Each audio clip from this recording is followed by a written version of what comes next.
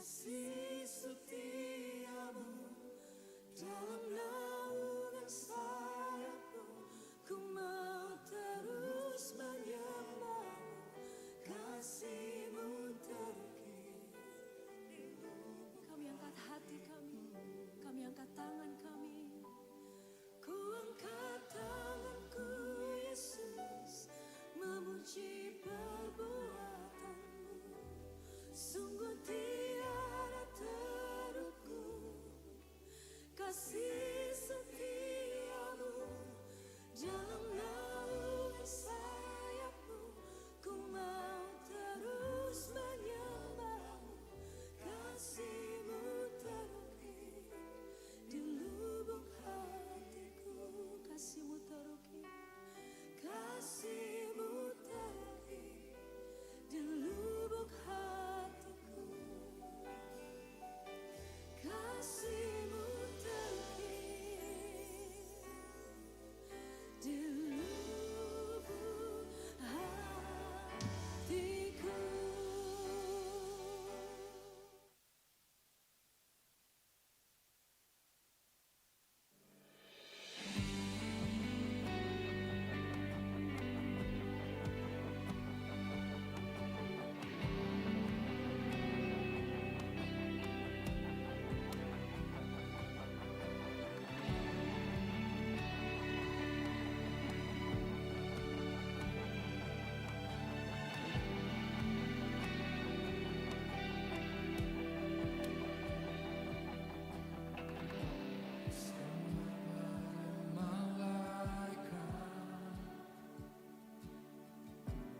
Bersujud dan menyembah,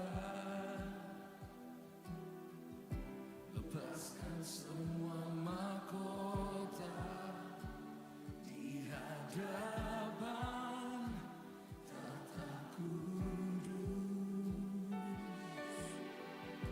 Segala hormat dan kuasa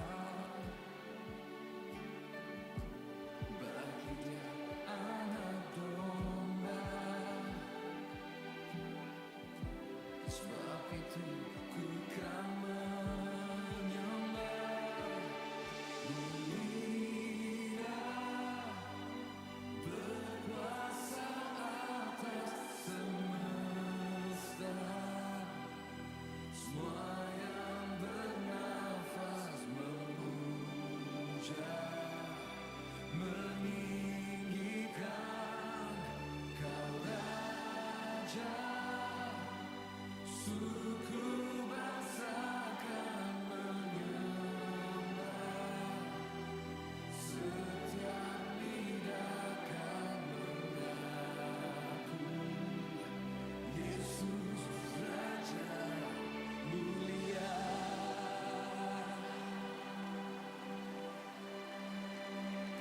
Bersama para malaikat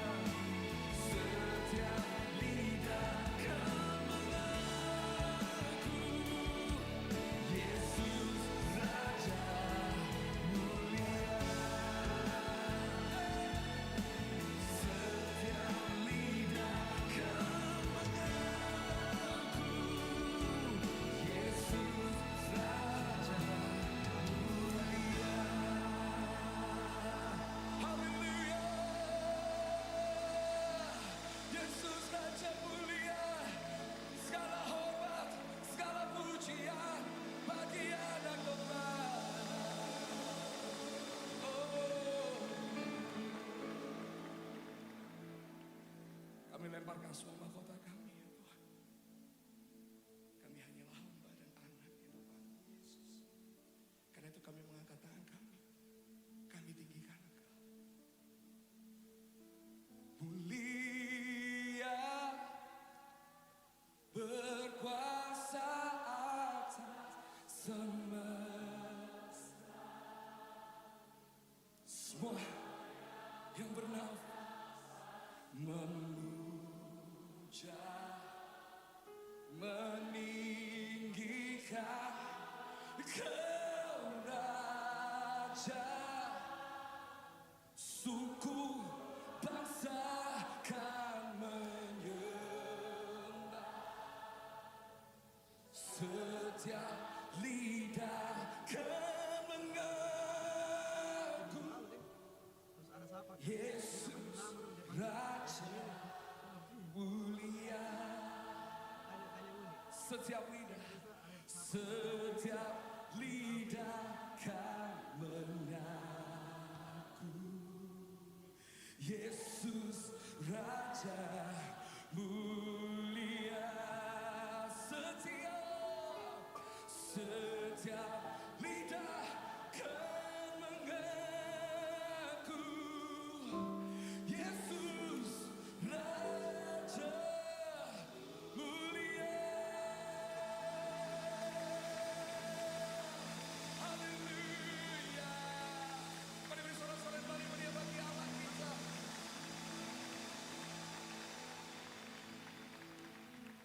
Ketika kita taruh semua mahkota kita di bawah kaki Kristus, kita taruh semua masa depan kita, keberhasilan kita, yang telah lalu, yang akan datang, kita taruh di kaki Tuhan. Dan kita berdoa dari segala kerendahan hati. Maka Markus 11 ayat 24 ini yang akan terjadi. Markus 11 ayat 24, kita baca sama-sama.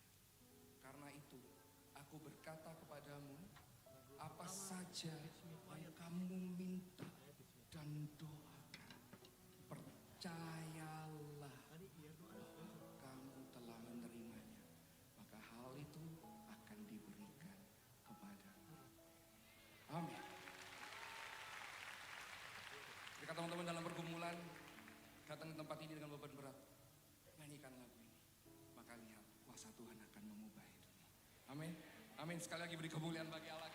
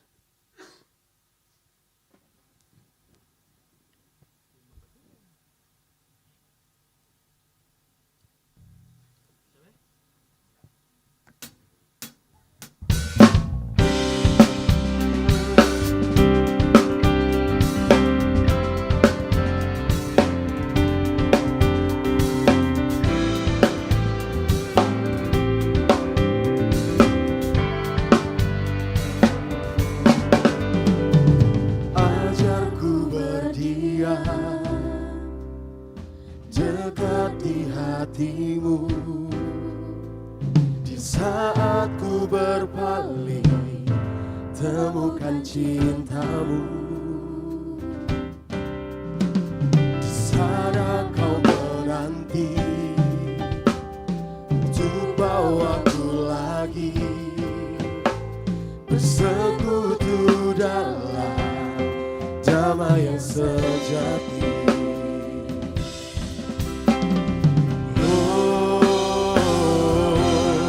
Ku dapat hadirmu.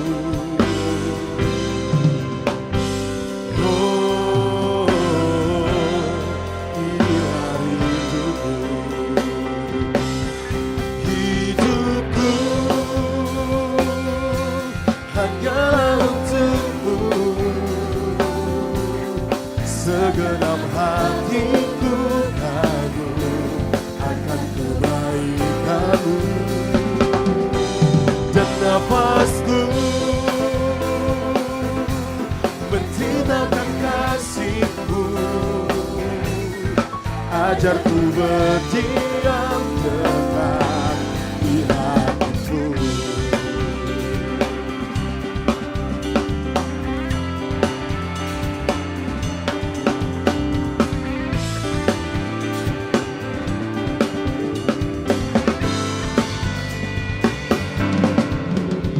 Di sana kau menanti untuk bawaku lagi bersekutu dalam damai yang sejati.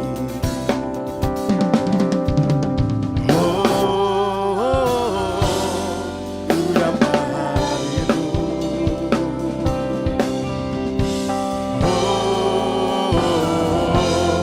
Inilah rinduku. Hidupku hanyalah untukmu. Segenap hatiku kagum akan kebaikanmu. Dan nafasku menciptakan kasihmu. Ajar ku berdiam dekat di hatimu. Hidupku hanyalah untukmu. Segenap hatiku kagum akan kebaikanmu. Dan nafasku menciptakan kasihmu. Ajar ku berdiam dekat di hatimu. Ajar ku berdiam dekat di hatimu. Ajar ku berdiam dekat di hatimu.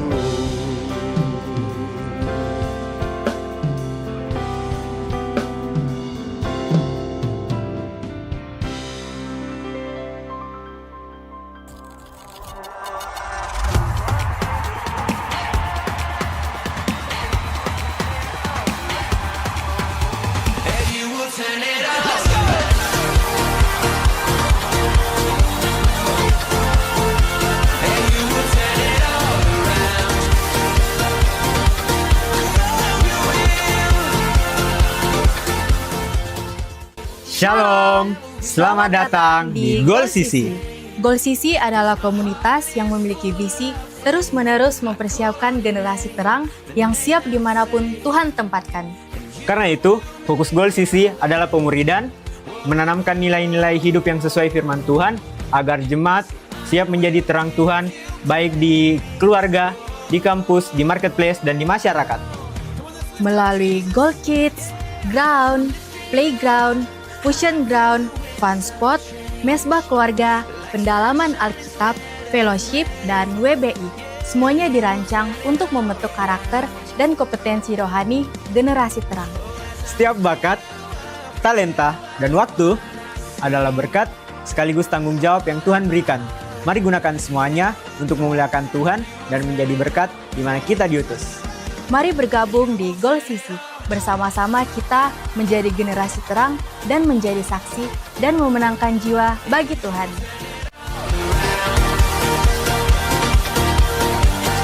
Nama Tuhan, shalom. Sekali lagi shalom. Yang bersuka cita sepanjang minggu ini boleh lambaikan tangannya.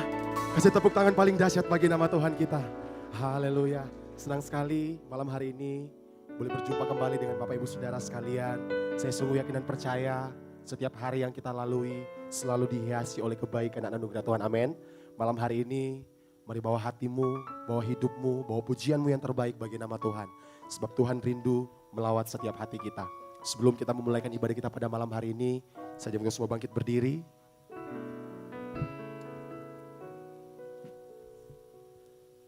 Mari kita satukan hati kita tundukkan kepala, kita berdoa. Anugerah dan kebaikan Tuhan, itu yang terus melingkupi hidup kami. Kami bersyukur, kami berterima kasih untuk penyertaan Tuhan dan cinta Tuhan yang tidak pernah berhenti kami rasakan dan alami dalam kehidupan kami. Kami bersyukur, kami berterima kasih, Tuhan tolong kami, Tuhan sertai kami, Tuhan lindungi kami. Kami bersyukur, kami berterima kasih kepadamu Tuhan Yesus. Malam hari ini Tuhan, kami ada di tempat ini, kami ada di rumah Tuhan di tempat ini Tuhan. Kami rindu mengalami pribadimu Tuhan. Kami rindu berjumpa dengan pribadimu Tuhan. Sebab itu yang kami rindukan, itu yang kami butuhkan dalam kehidupan kami. Berjumpa dan mengalami pribadimu lebih lagi dalam kehidupan kami Bapa. Malam hari ini Tuhan, kami mau bawa hati kami, hidup kami. Kami menyerahkan ibadah kami Tuhan. Dari awal, pertengahan, hingga berakhirnya ibadah ini. Biar hanya satu pribadi yang ditinggikan. Tuhan Yesus Kristus yang layak. Terima setiap pujian dan penyembahan kami. Malam hari ini Tuhan, kami sungguh-sungguh datang menyembah Engkau Tuhan. Kami membawa hidup kami, hati kami persembahkan untuk hormat dan kemuliaan-Mu Bapa. Di dalam nama Tuhan Yesus Kristus, jemaat Tuhan yang siap menyembah Tuhan. Mari sama-sama kita katakan, amin. Silakan duduk kembali jemaat Tuhan.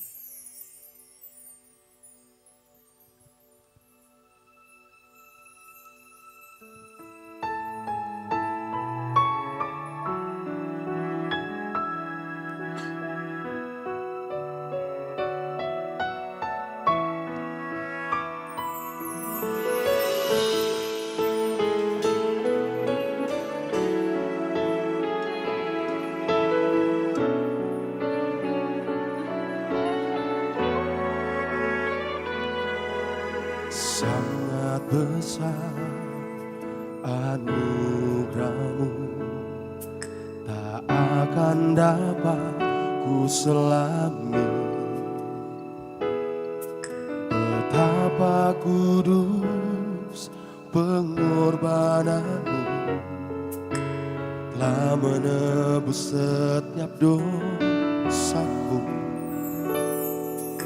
Sangat ajaib kemurahan-Mu, tak akan dapat ku pahami. Betapa limpah karunia-Mu, mengangkatku jadi milik-Mu. Yesus, ku cinta Kau, yang terindah dalam jiwaku. Telah ku alami kasih-Mu yang mengalir dalam hidupku. Yesus, ku sembah Kau, yang termulia dalam jiwaku. Telah ku alami kuasa-Mu, tetap Kau Tuhan di hidupku.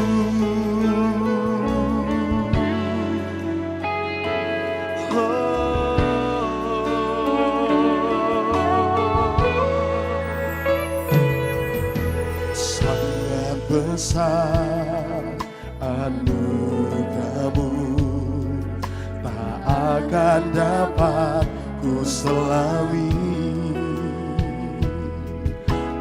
Betapa kudus pengorbananmu telah menebus setiap dosaku. Sangat ajaib kemurahanmu tak akan dapat ku pahami. Betapa limpah karuniamu mengangkatku jadi milikmu. Oh, Yesus, ku cinta Kau yang terindah dalam jiwaku. Aku alami kasih-Mu yang mengalir dalam hidup kami, Tuhan. Yesus, Yesus,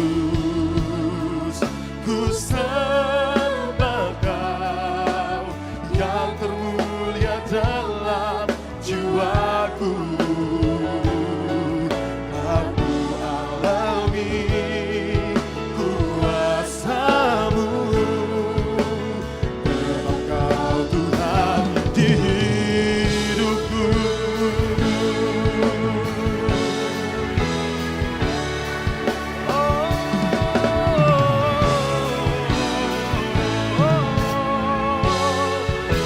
Hanya Kau Tuhan di hidupku.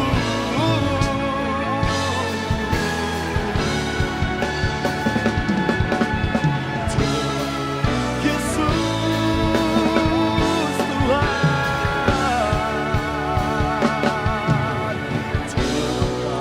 Tuhan di hidupku. Sama-sama katakan, Yesus, ku cinta Kau yang terindah dalam jiwaku. Lagu alami kasih-Mu yang mengalir dalam hidupku. Yesus, ku sembah Kau yang termulia dalam jiwaku. Aku alami kuasa-Mu, tetap Kau Tuhan di hidupku. Aku alami kuasa-Mu, tetap Kau Tuhan di hidupku. Aku alami kuasa-Mu,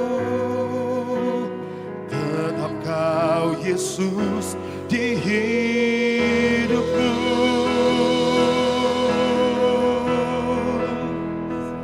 Di hidupku.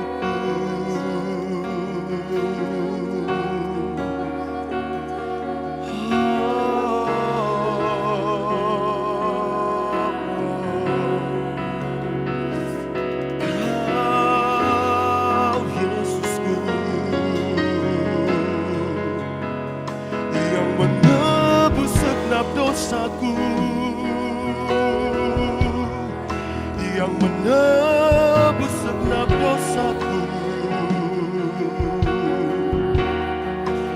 yang menyelamatkan hidupku, Tuhan, yang menyelamatkan hidupku. Haleluya. Kami sembah Engkau Tuhan, kami sembah Engkau Yesus, Raja di hidupku, yang berkuasa,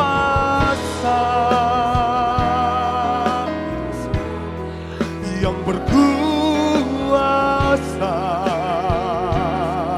Mari Bapak Ibu Saudara jemaat Tuhan, mari angkat suaramu, angkat penyembahanmu yang terbaik bagi Yesus kita. Naikkan sembahmu, naikkan pujianmu yang terbaik bagi Yesus kita. Oh, sungguh kasih-Mu yang termulia dalam hidup kami Tuhan. Sungguh kasih-Mu Tuhan, sungguh kasih-Mu Tuhan. Oh, haleluya, haleluya, haleluya. Kami sembah Engkau Raja kami yang mulia. Kami sanjung tinggi nama-Mu di hidup kami. Kami muliakan nama-Mu di tempat ini Tuhan. Sebab pribadi-Mu yang kami rindukan, sebab pribadi-Mu yang kami butuhkan dalam hidup kami Tuhan. Tiada yang lain yang kami rindukan selain Engkau Tuhan. Tiada pribadi yang kami rindukan selain Engkau Yesus. Sungguh Engkau teramat baik dalam hidup kami Tuhan. Sungguh Engkau teramat baik dalam hidup kami Tuhan. Oh, haleluya, haleluya. Sungguh tiada yang dapat gantikan pribadi-Mu dalam kehidupan kami Tuhan. Sungguh tiada satupun yang dapat gantikan pribadi-Mu Tuhan. Oh, haleluya, haleluya. Pujian, penyembahan yang terbaik kami mau sembah Engkau Tuhan. Kami mau berikan kepada-Mu Tuhan Yesus. Sebab Engkau Tuhan terlebih dahulu mengasihi kami. Kasih-Mu, kemurahan-Mu Kau berikan bagi setiap kehidupan kami. Kau melingkupi setiap hati kami Tuhan. Oh, haleluya, haleluya, haleluya. Yes Lord, ini yang kami butuhkan dalam kehidupan kami Tuhan Yesus. Haleluya, haleluya. Oh, Yesus ku sembah Kau, Yesus ku tinggikan, ku sanjung tinggi nama-Mu dalam hidup kami Tuhan Yesus. Sebab firman-Mu yang selalu ada dalam kehidupan kami, firman-Mu yang menuntut kehidupan kami Tuhan Yesus. Kau berkata, jangan takut, sebab aku menyertai Engkau. Wow, Yesus, kami tidak akan pernah takut, kami tidak akan pernah khawatir, sebab Engkau Tuhan yang bersama-sama dengan kehidupan kami. Wow, haleluya. Lebih lagi Bapak Ibu Saudara, mari alami Tuhan dalam kehidupan-Mu. Jangan biarkan roh-Mu, jangan biarkan roh-Mu. Bebaskan hati-Mu, bebaskan roh-Mu. Yesus, kami buka hati kami Tuhan. Kami buka hidup kami Tuhan Yesus. Semua untuk hormat kemuliaan-Mu Tuhan. Haleluya, haleluya, haleluya. Oh, Yesus Tuhan, Yesus Tuhan, Kau Rajaku. Oh, oh. Terus alami Tuhan dalam hidup kita. Dia Bapa yang sangat baik. Dia menerima hidup kita apa adanya. Dia Tuhan yang tetap menunggu hidup kita untuk kembali kepadanya. Mari datang dengan hati yang berserah penuh kepada Tuhan. Datang dengan hati yang berserah penuh kepada Tuhan. Katakan, Tuhan, ini hatiku. Katakan, Tuhan, ini hidupku. Mari Bapak Ibu Saudara sekalian, kita renungkan setiap kebaikan Tuhan yang Tuhan berikan atas kehidupan kita. Terlalu banyak kebaikan Tuhan yang Tuhan nyatakan atas kehidupan kita. Sungguh kami bersyukur kepadamu Tuhan Yesus. Kami bersyukur kepadamu Tuhan. Oh, ku bersyukur padamu Tuhan.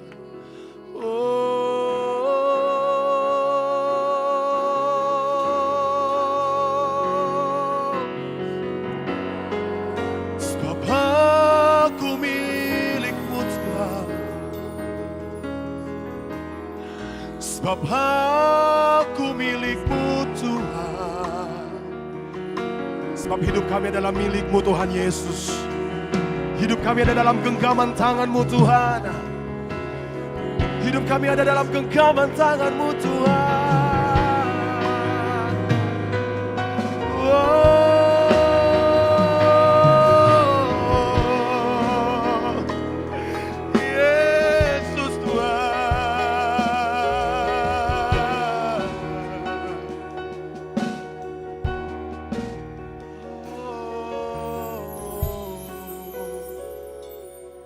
Yesus.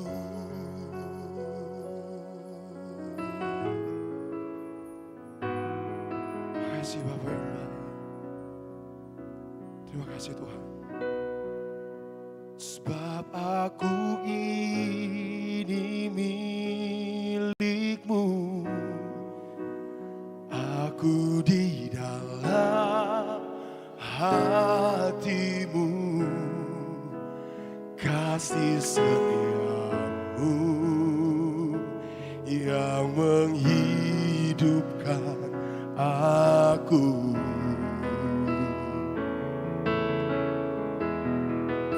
Sebab aku ini milik-Mu. Tak ku pertahankan hidupku. Biar kehendak-Mu kerjakanlah dalamku. Biar jemaat Tuhan sendiri nyatakan pujian ini. Sebab aku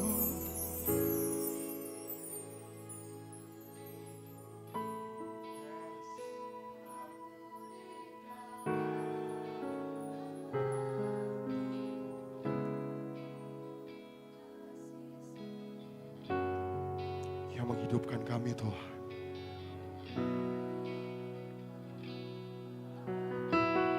Dengan sungguh-sungguh nyatakan pujian ini dari hatimu. Sebab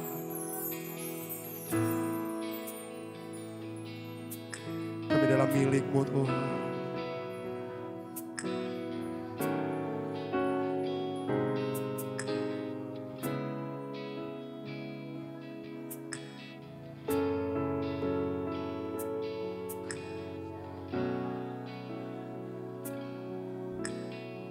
Mari jemaat Tuhan, berlahan-lahan kita bangkit berdiri. Sama-sama kita katakan.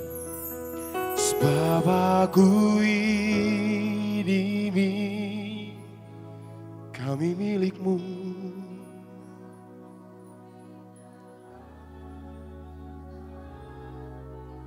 Kasih setiamu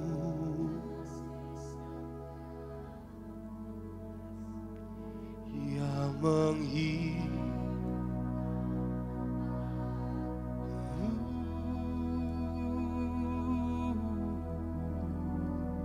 Sebab aku ini tak ku pertahankan hidup. Sebab aku milik-Mu. Sebab aku ini milik-Mu. Tak ku pertahankan hidupku.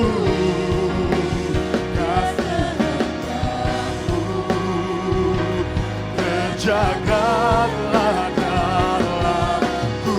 Berjemaat Tuhan, angkat tanganmu di hadapan Tuhan. Dengan iman katakan, sebab aku ini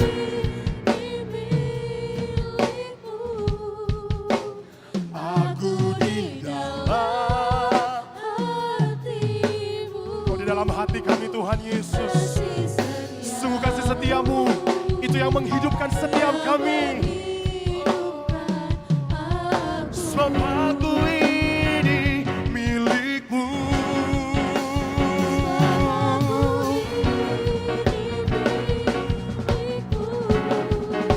Aku pertahankan hidupku, biar kehendak-Mu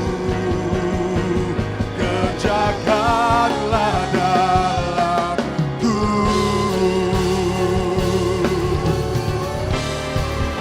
Sebab aku ini milik-Mu, aku di dalam hati-Mu, kasih setiamu yang menghidupkan aku. Sebab aku milik-Mu, sebab aku ini milik-Mu, aku pertahankan biar kehendak-Mu terjadi atas kehidupan kami Tuhan. Kerjakanlah dalamku.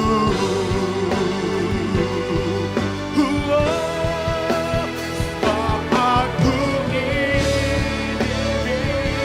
milik-Mu.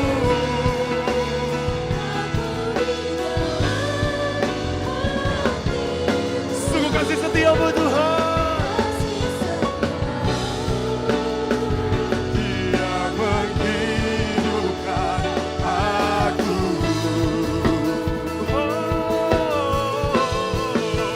Sebab aku ini milik-Mu, aku pertahankan hidupku, biar kehendak-Mu kerjakanlah dalamku.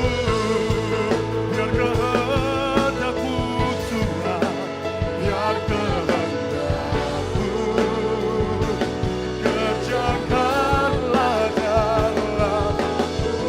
Biar kehendak-Mu Tuhan, biar kehendak-Mu kerjakanlah dalamku. Berikan sorak-sorak yang paling dahsyat bagi Yesus kita. Haleluya. Sebab hidup kami adalah milik-Mu Tuhan Yesus. Kami bersyukur, kami berterima kasih kepadamu Tuhan untuk kehadiran-Mu dalam kehidupan kami. Malam hari ini Tuhan Yesus, lebih lagi kami rindu menaikkan pujian, sorak-sorak yang terbaik bagi nama-Mu Bapa. Di dalam nama Tuhan Yesus Kristus, jemaat Tuhan yang siap bersorak bersuka cita, dengan saya sama-sama kita katakan, amin. Sekali berikan sorak-sorak yang paling dahsyat bagi Yesus kita. Come on. Mari Bapak Ibu Saudara, bawa pujian-Mu yang terbaik bagi nama Tuhan kita malam hari ini. Sebab Dia Tuhan Yesus yang layak terima setiap pujian dan penyembahan kita. Haleluya.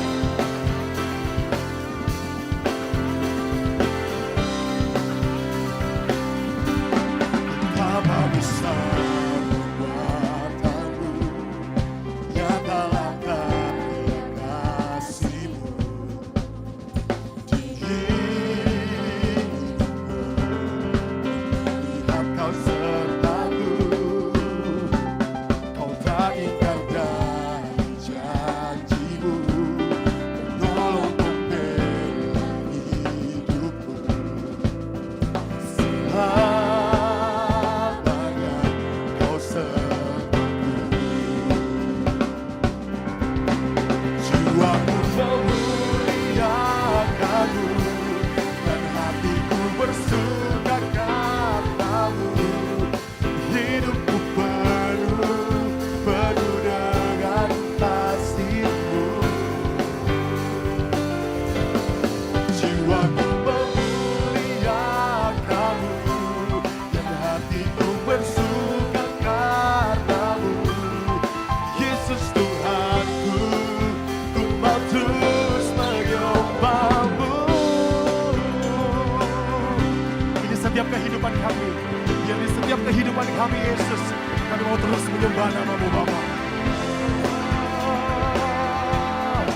jemaat Tuhan, dengan segenap hati, satu suara, katakan. Betapa besar kekuatanmu, tolong dan karya kasih-Mu di hidupku. Ku melihat Kau sertaku, tak ingkarkan janji-Mu, menolong dan bela hidupku. Selamanya Kau sertaku. Mari angkat tanganmu, sama-sama katakan. Jiwaku memuliakan-Mu, dan hatiku bersuka karena-Mu. Hidupku penuh dengan kasih-Mu. Jiwaku memuliakan-Mu, dan hatiku bersuka karena-Mu. Yesus Tuhanku, ku patut menyembah-Mu.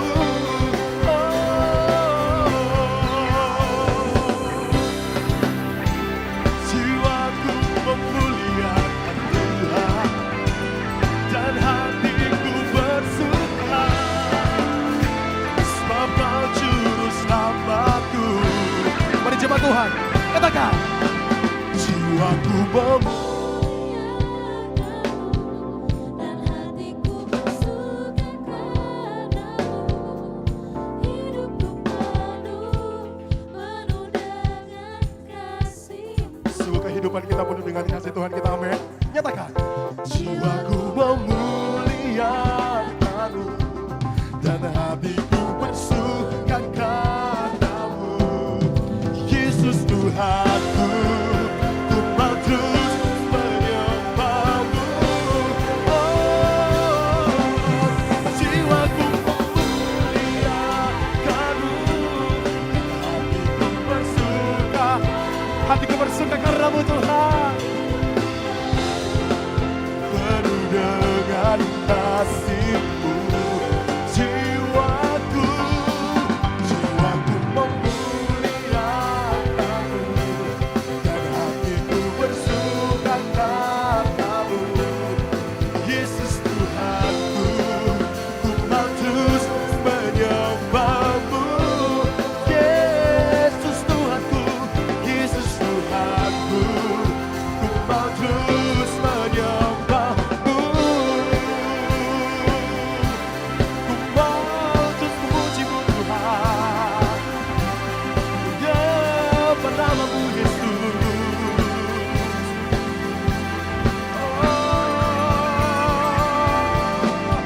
Berikan sorak-sorak yang paling dahsyat bagi Yesus kita, haleluya. Bapak Ibu Saudara, boleh lihat samping kiri kanan, berikan senyuman yang terbaik, katakan, Yesus kita ajaib. Let's go. Mari kita bertepuk tangan bagi nama Yesus kita malam hari ini, come on.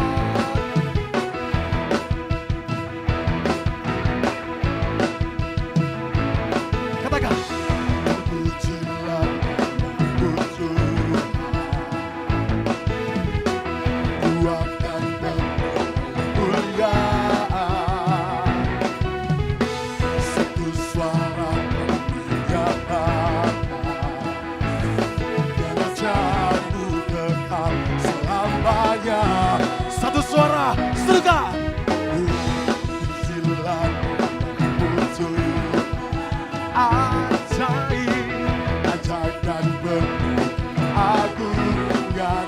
Satu hati kami nyatakan, kerajaan-Mu kekal selamanya. Mari angkat tanganmu, katakan.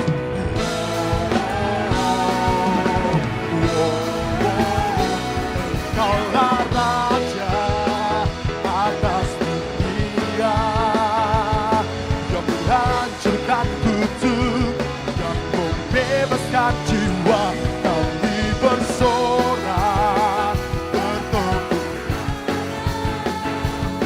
Engkau Tuhan percaya dan memberitahu untuk selamanya.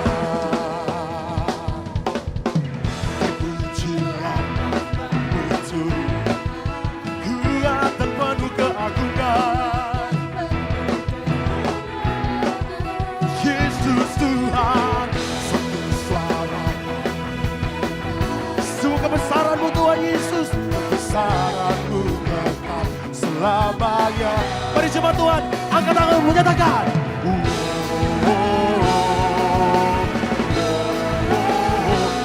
Kaulah Raja atas dunia yang menghancurkan kutuk dan membebaskan jiwa. Kami bersorak bertepuk tangan. Engkau Tuhan percaya dan meminta untuk satu. Engkaulah. Come on, Goal Sisi. atas dunia, Lebih dahsyat bagi Yesus kita hancurkan kutuk dan membebaskan jiwa. Engkaulah Raja atas dunia yang menghancurkan kutuk dan membebaskan jiwa. Kami mau bersorak bertepuk tangan. Tuhan percaya dan mau katakan Engkaulah Raja.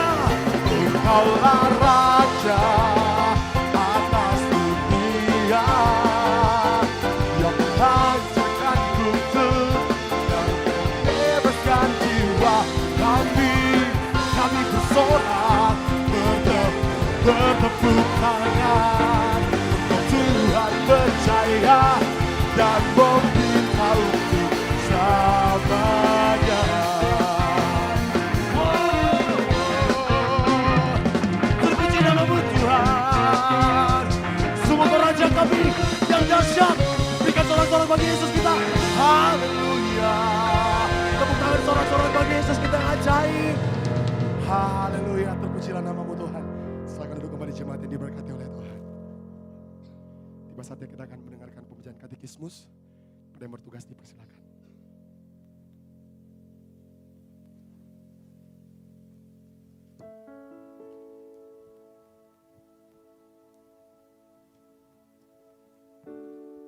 Shalom Jemaat Tuhan, selamat datang di Goal Sisi. Katekismus minggu ini terdapat satu pertanyaan yang sama dengan minggu lalu. Pertanyaannya akan saya bacakan dan jawabannya akan kita baca bersama-sama. Pertanyaannya, bagaimana hubungan antar pribadi kealahan dalam Trinitas? Mari baca bersama-sama jawabannya 3, 2, 1. Hubungan Roh Kudus dengan Bapa, terdapat beberapa sebutan yang mengungkap relasi antara Roh dengan Bapa. Antara lain, Roh Kudus adalah Roh Bapa, Roh Kudus adalah Roh yang membangkitkan Yesus dari kematian, Roh Allah yang hidup, Roh Tuhan yang berdaulat atau berkuasa. Demikian katekismus kita minggu ini, Tuhan Yesus memberkati.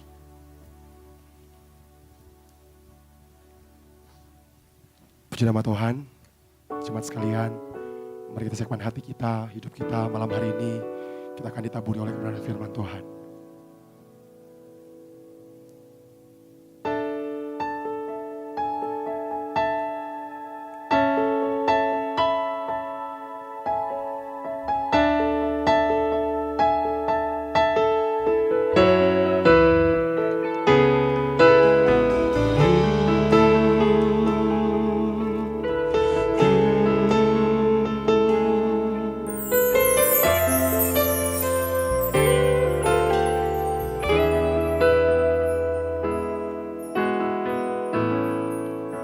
Bersyukur selalu bagi kasih-Mu di dalam hidupku.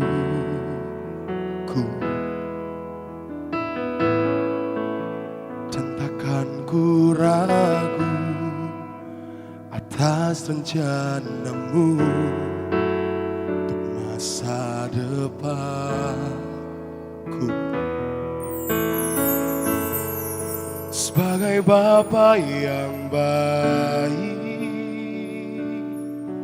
takkan pernah Kau melupakanku.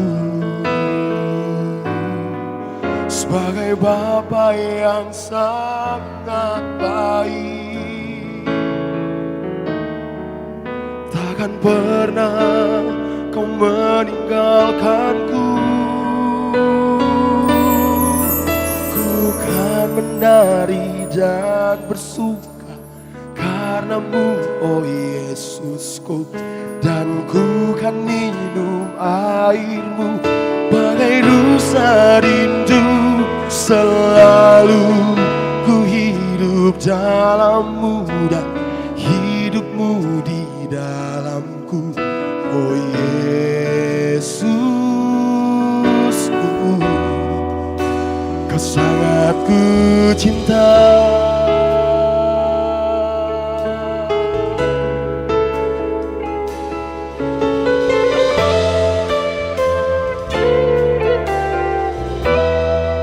Sama-sama nyatakan puji.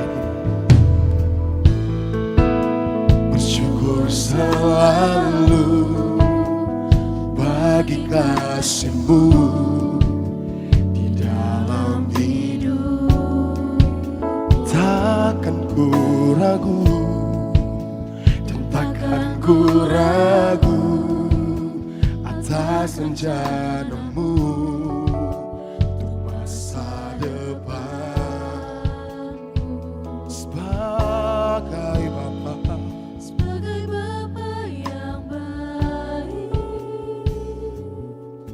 takkan pernah Kau melupakanku. Sebagai Bapa yang sangat baik, takkan pernah Kau meninggalkanku. Ku kan menari dan bersuka karenamu, oh Yesusku. Dan ku kan minum airmu, bagai rusa rindu. Selalu ku hidup dalammu dan hidupmu di dalamku, oh Yesus. Ku kan menari, ku kan menari dan bersuka karenamu, oh Yesusku. Dan ku kan minum airmu, bagai rusa rindu. Selalu ku hidup dalammu dan hidupmu di dalamku, oh Yesus. Kau sangat ku cinta. Mari Bapak Ibu Saudara, perlahan kita bangkit berdiri tetap dalam hadirat Tuhan. Sungguh kami tidak akan pernah ragu atas masa depan kami, Tuhan Yesus.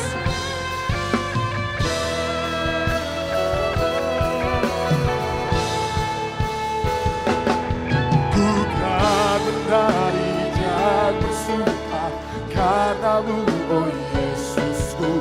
Dan ku kan minum airmu, bagai rusa rindu. Selalu ku hidup dalammu dan hidupmu di dalamku, oh Yesus.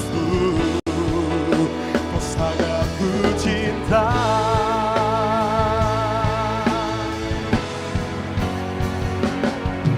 Ku kan menari dan bersuka karenamu, oh Yesusku.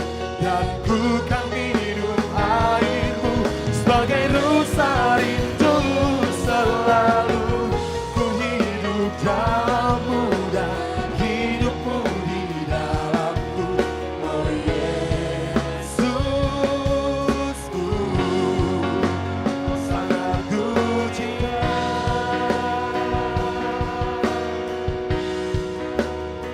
Katakan oh Yesus, Oh Yesus, Kau sangat ku cinta.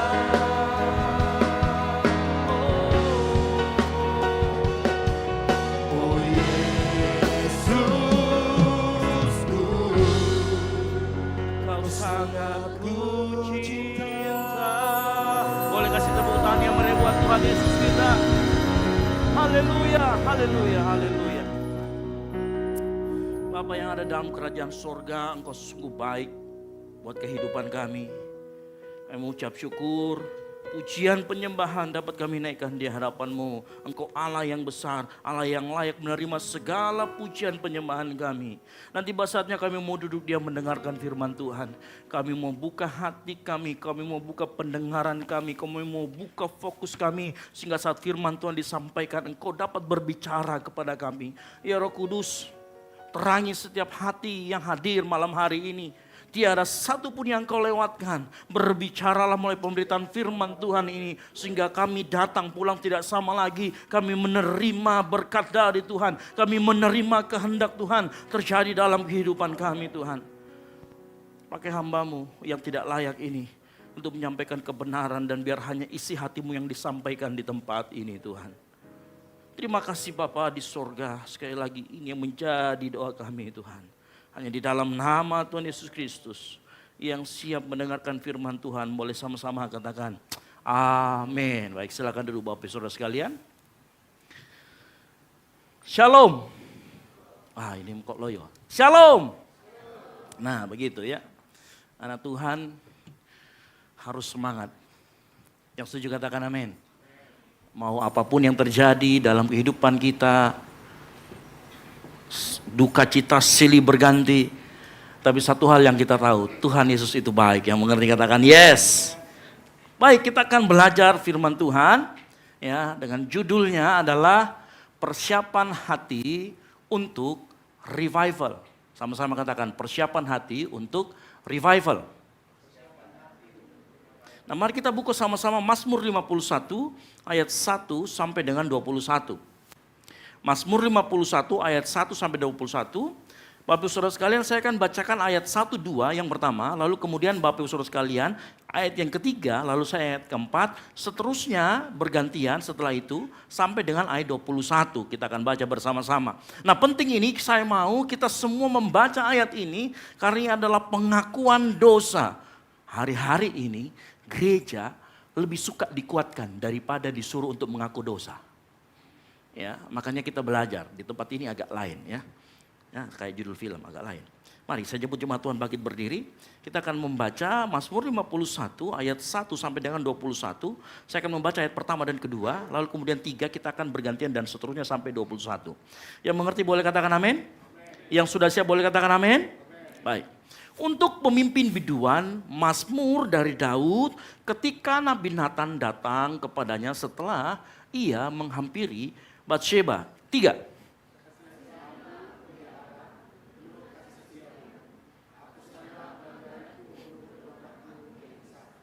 Bersihkanlah aku seluruhnya dari kesalahanku dan tahirkanlah aku dari dosaku. 5.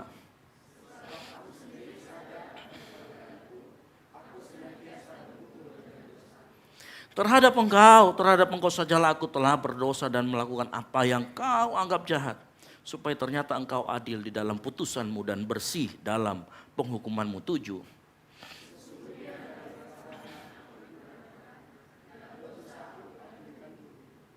Sesungguhnya engkau berkenan akan kebenaran dalam batin. Dan dengan diam-diam engkau memberitahukan hikmat kepadaku. 9.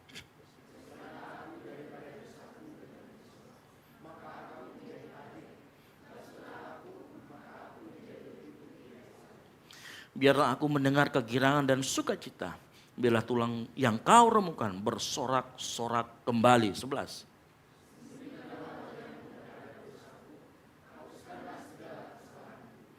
Jadikanlah hatiku tahir ya Allah dan perbauliah batinku dengan roh yang teguh. 13.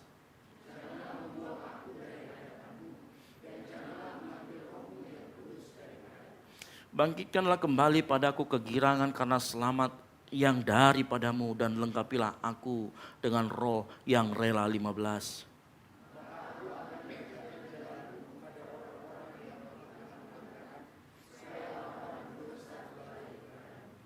Lepaskanlah aku dari hutang darah ya Allah, Allah keselamatanku.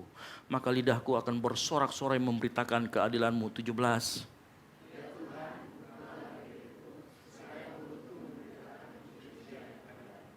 Sebab engkau tidak berkenan kepada korban sembelihan. Sekiranya ku persembahkan korban bakaran, engkau tidak menyukainya. 19.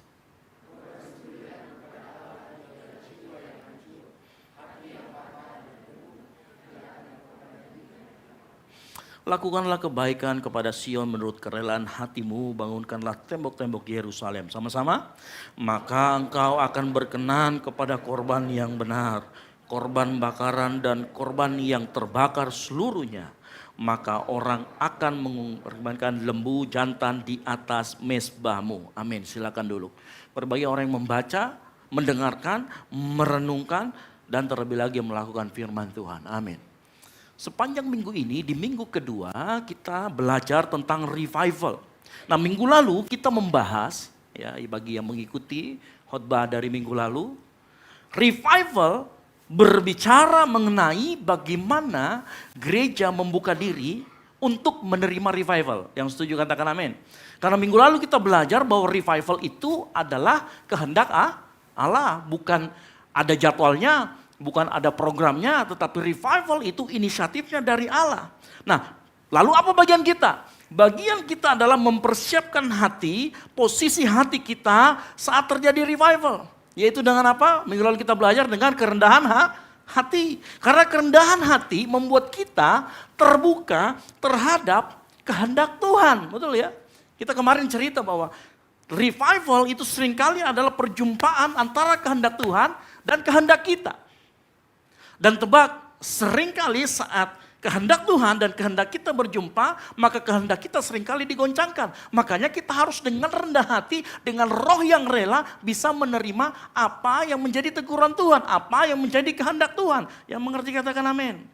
Ya. Makanya minggu lalu kita belajar juga bahwa sebenarnya kalau kita mau jujur, revival sendiri adalah bukan tanda dunia semakin bagus. Betul ya? Saya mengatakan kemarin, revival itu bukan tanda semakin bagus. Tetapi tanda Tuhan memurnikan gereja Tuhan. Tanda gereja, tanda Tuhan memurnikan engkau dan saya. Nah, proses pemurnian dalam revival itu seringkali akan menyingkapkan dosa. Halo, saya ulangi lagi. Dalam proses revival, pemurnian gereja, dia seringkali mengungkapkan dosa-dosa. Karena memang pemurnian dosanya harus diperlihatkan, lalu kemudian dipotong, dibuang. Nah, proses di bagian ini banyak orang yang gak kuat. Nah, kalau kita membaca di dalam Mazmur 51, saya sediakan ceritanya sedikit ya. Bapak Ibu tahu Mazmur 51 adalah jeritan hati Daud waktu dia ditegur sama Nabi Nathan. Nah, apa dosanya? Saya ceritakan sedikit mengenai Daud, Uria dan Batsheba. Nah, kisah ini dimulai pada saat Daud sebagai seorang raja yang harusnya dia itu pergi berperang. Tapi dia di saat petang, dia jalan-jalan di atap sotohnya, di istananya. Kemudian dia melihat, wow, ada istri orang mandi. Dan dia ngintip. Ya. Setelah itu dia panggil ini perempuan, kemudian berzina. Dia melakukan perzinahan dengan perempuan ini. Namanya Batsheba. Istri dari Uria. Nah, melakukan perzinahan, ternyata si Batsheba mengandung anaknya Daud.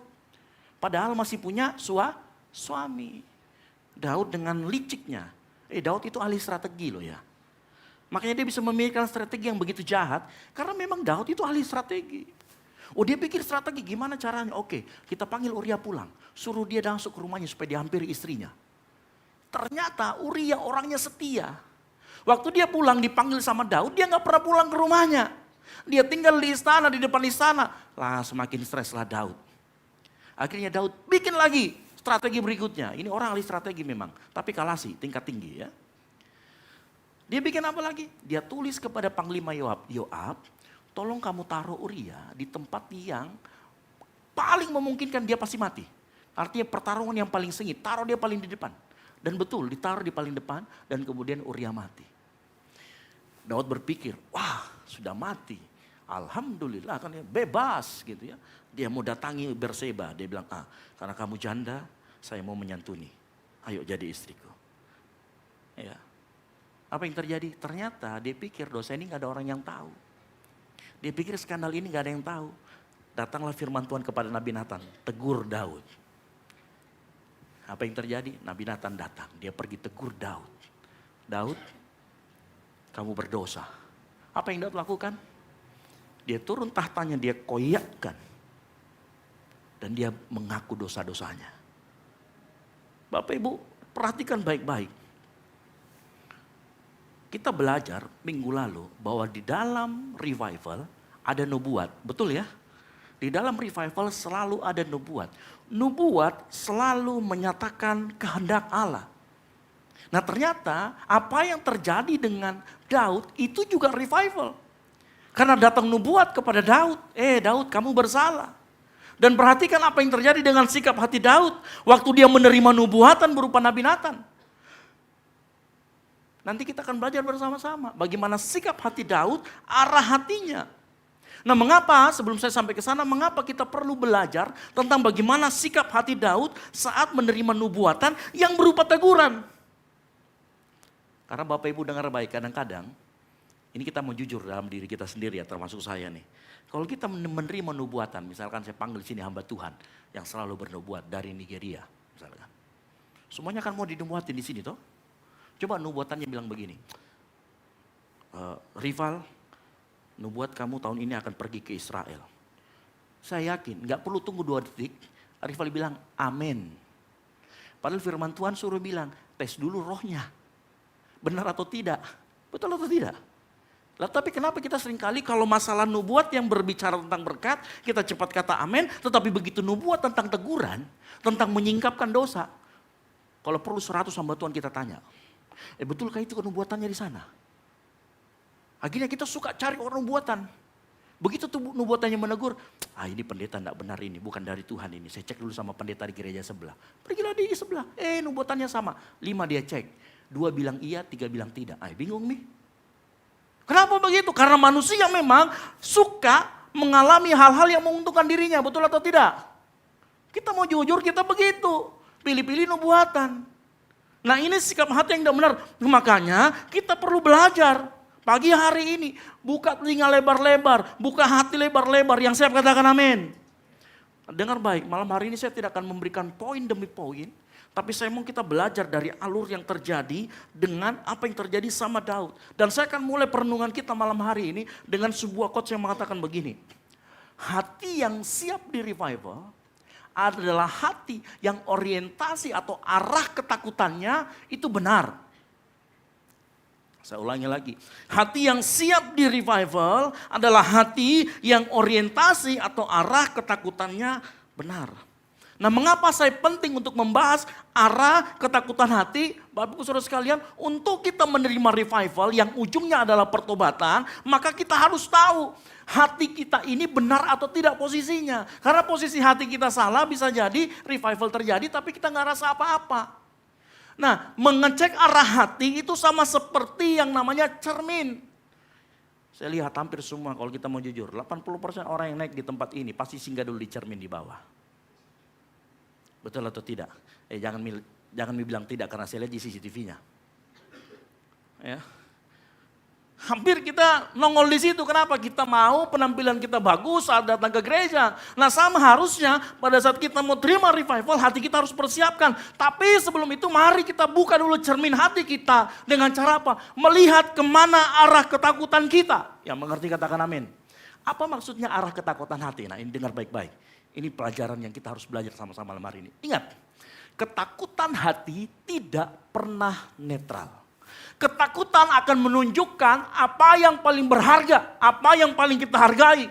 Ketakutan arah hati juga menunjukkan buat kita apa yang kita anggap penting dalam hidup ini.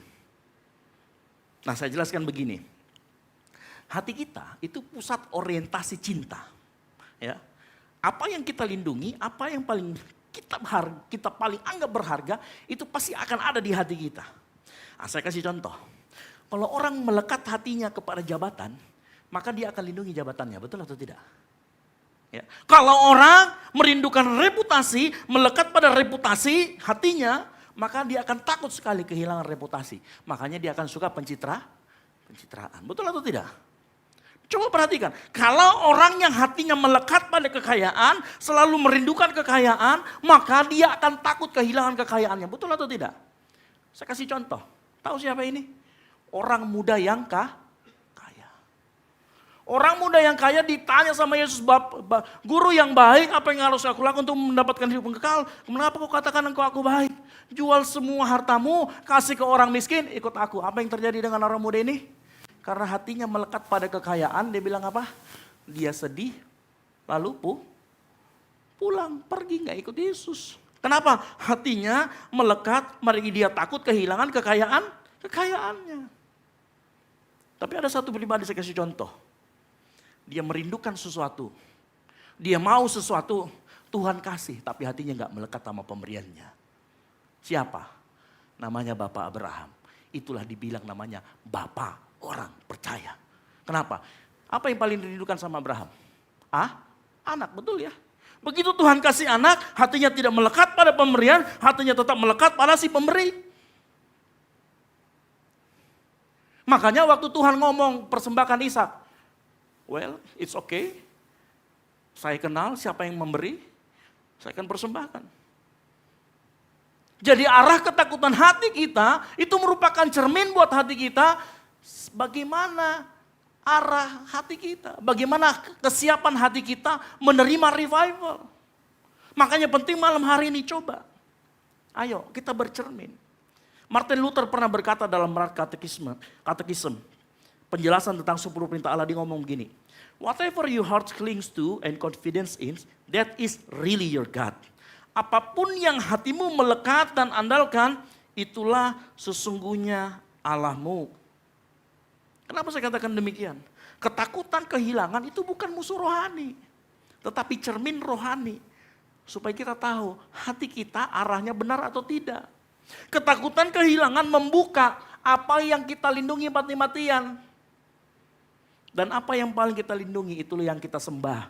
Itulah hati kita ada di sana. Halo? Ya.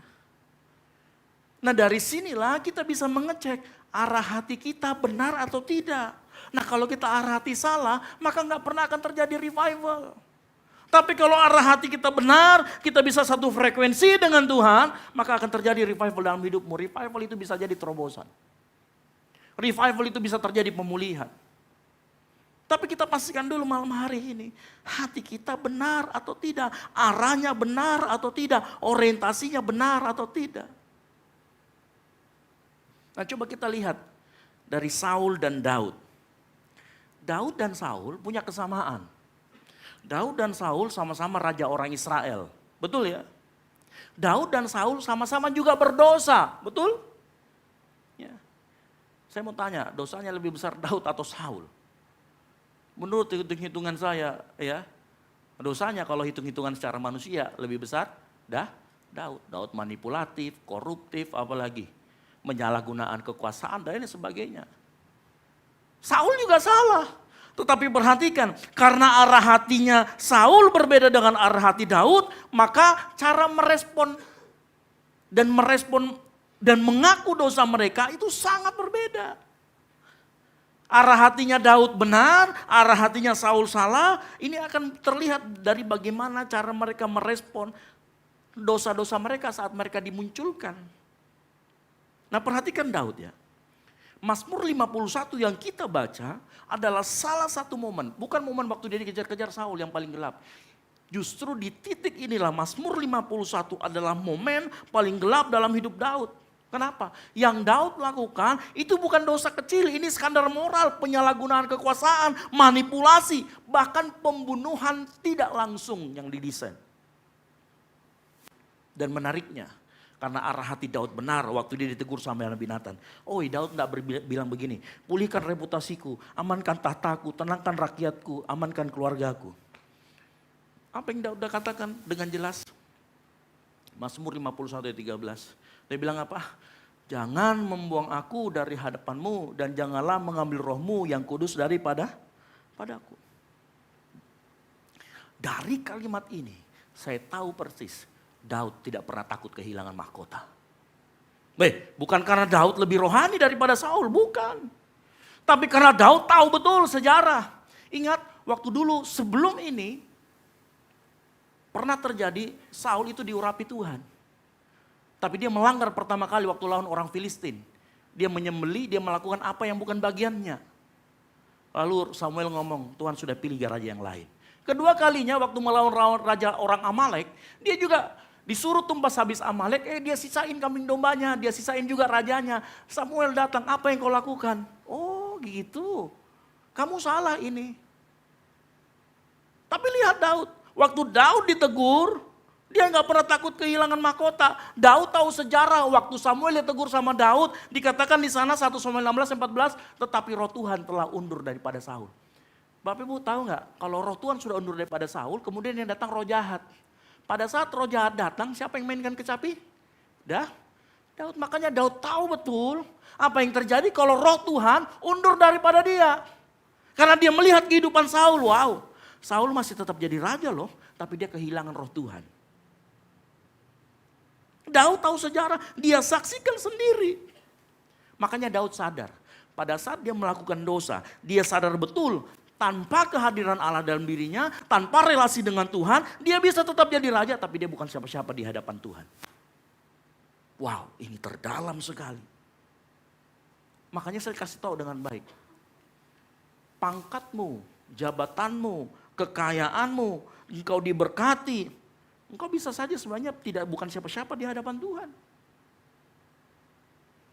Makanya jangan jadikan pangkat, kekayaan, hormat, ya, berkat dijadikan tolak ukur penyertaan Tuhan. Itu malah teologi kemakmuran. Halo? Jangan jadikan itu tolak ukur. Jangan sampai kita diberkati tapi ternyata hidup kita kosong relasi dengan Tuhan. Nggak punya relasi sama Tuhan. Tuhan aja nggak kenal. Nah bagaimana kemudian begitu Saul ditegur oleh Samuel? Tahu kenapa Saul ya ditegur sama Samuel? Ini gara-gara raja orang Amalek. Dia tinggalin satu orang Amalek rajanya. Terus waktu ditegur sama Samuel, si Saul ini bukannya dia ngaku bersalah. Tapi fokus kesalahannya bukan untuk supaya dia memperbaiki hubungannya dengan Tuhan, bukan. Dia malah ngomong begini, perhatikan ya. Di Samuel 15 ayat 30, waktu ditegur dia ngomong begini nih. Saul sama-sama ngaku dosa. Tetapi perhatikan kata kalimat berikutnya apa? Tetapi tunjukkan juga hormatmu kepadaku sekarang di depan para tua-tua bangsaku. Tahu apa dia yang cari?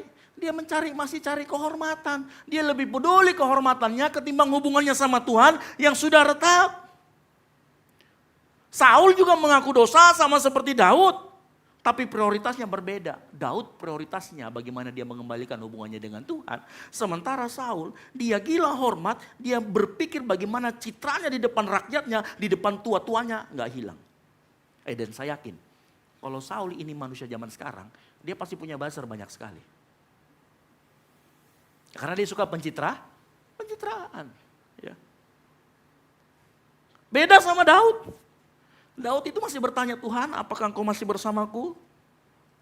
Beda kayak Saul. Kalau Saul ngomong sama Samuel, Samuel jangan bikin aku kelihatan gak punya martabat dong. Jangan sampai aku kelihatan gak punya harkat martabat dong. Buat saya, apa yang terjadi dengan Saul, itu dia kehilangan validasi. Dia sedang mencari validasi di luar daripada Tuhan. Dengar baik, Saul takut kehilangan mahkota. Daud takut kehilangan relasinya dengan Tuhan. Beda sekali arah ketakutannya. Makanya Saul tidak pernah hancur. Ia defensif, ia merasionalisasikan, ia sok rohani. Ya, makanya hati-hati, orang di gereja belum tentu dia punya hubungan sama Tuhan. Karena banyak orang yang kelihatan rohani, bisa pelayanan 3 kali. Tetapi relasi sama Tuhan 0 besar. Halo? Ya. Waktu Daud ditegur, ia runtuh total. Dia nggak kambing hitamkan orang lain. Bapak Ibu tahu apa kesimpulannya? Saul takut kehilangan apa yang dia pegang. Tapi Daud takut kehilangan siapa yang memegang dia. Halo? Ini arah hati yang berbeda sekali. Karena arah hati mereka berbeda, ketakutan mereka berbeda, akibatnya apa? Cara mereka melihat dan mendefinisikan arti dosa itu berbeda. Makanya perhatikan, arah ketakutan hati kita akan menentukan cara kita melihat dan membereskan dosa. Nah coba perhatikan apa yang dilakukan sama Saul. Ya. Saul karena arah hatinya salah, dia lebih takut kepada konsekuensi, dia lebih takut, dia melihat dosa itu sebagai masalah manajemen. Sementara Daud bukan sekedar itu, Daud melihat dosa bukan sekedar masalah manajemen. Tetapi Daud melihat dosa sebagai keretakan relasi. Daud tahu betul kalau dia berdosa, ini bukan masalah nanti harus sewa buzzer. Bukan, ini bukan masalah pencitraan. Tapi dia tahu, oh ternyata kalau saya berdosa, it broke my relationship with my God. Itu merusak hubunganku sama Tuhan. Bapak Ibu tahu, waktu kejadian di Taman Eden, kejadian 3, sewaktu Adam dan Hawa memberontak dengan makan buah yang terlarang, apa yang pertama kali rusak sebenarnya? Hubungannya dengan Tuhan. Oh ya, Adam dan Hawa tidak mati secara biologis. Matinya nanti ratusan tahun kemudian. Adam dan Hawa juga tidak tiba-tiba menjadi kodok, dikutuk. Enggak. Adam dan Hawa juga tidak kemudian langsung disambar sama petir. Langsung berubah jadi abu. Enggak. Apa yang terjadi dengan Adam dan Hawa? Yang muncul pertama kali, perhatikan ayat ini. Maka terbukalah mata mereka berdua dan mereka tahu bahwa mereka telah telanjang. Lalu mereka menyemat daun pohon ara dan membuat cawan. Tahu apa ini namanya? Rasa malu. Sama seperti Saul. Betul tidak? Dia punya rasa malu terhadap bangsanya, tua-tua Israel, makanya dia minta. Oh, tolong dong hormati saya di depan orang. Reputasinya yang dia jaga. Rasa malu itu tanda hubungan sedang rusak. Betul atau tidak? Rasa malu itu tanda engkau gak punya hubungan sama seseorang yang dekat. Nah, suatu kali ada sebuah cerita. Ya, ada seorang pemusik di sini. Saya tidak sebut namanya, cukup inisialnya saja. Anjar ya. Jadi suatu kali kami gangguin dia dengan seorang wanita lah ya.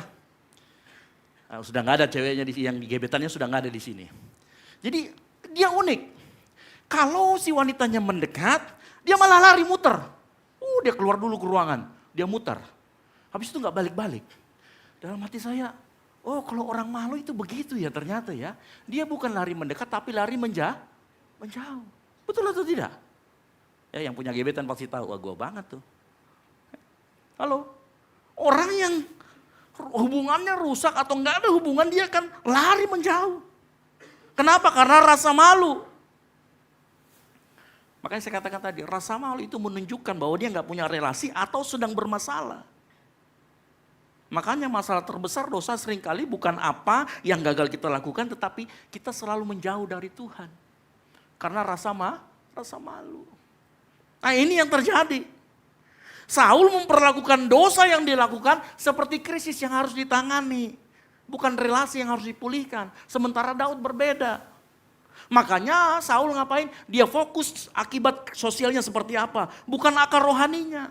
Saul sibuk memikirkan nama baiknya, kepemimpinannya, keluarganya, mahkotanya. Ini ciri-cirinya kalau orang yang seperti ini. Dia sudah melakukan kesalahan terus dia ngomong gini, jangan kau bilang-bilang kesalahanku sama orang ya, diam-diam saja. Orang-orang yang seperti ini ciri-cirinya, kalau dia ketahuan, ya, dia akan cari tahu siapa yang bocorkan. Dia mau cari tahu siapa begini. Dia gak hidup dalam pertobatan, karena kenapa? Pride-nya, harga dirinya, rasa malunya. Ya.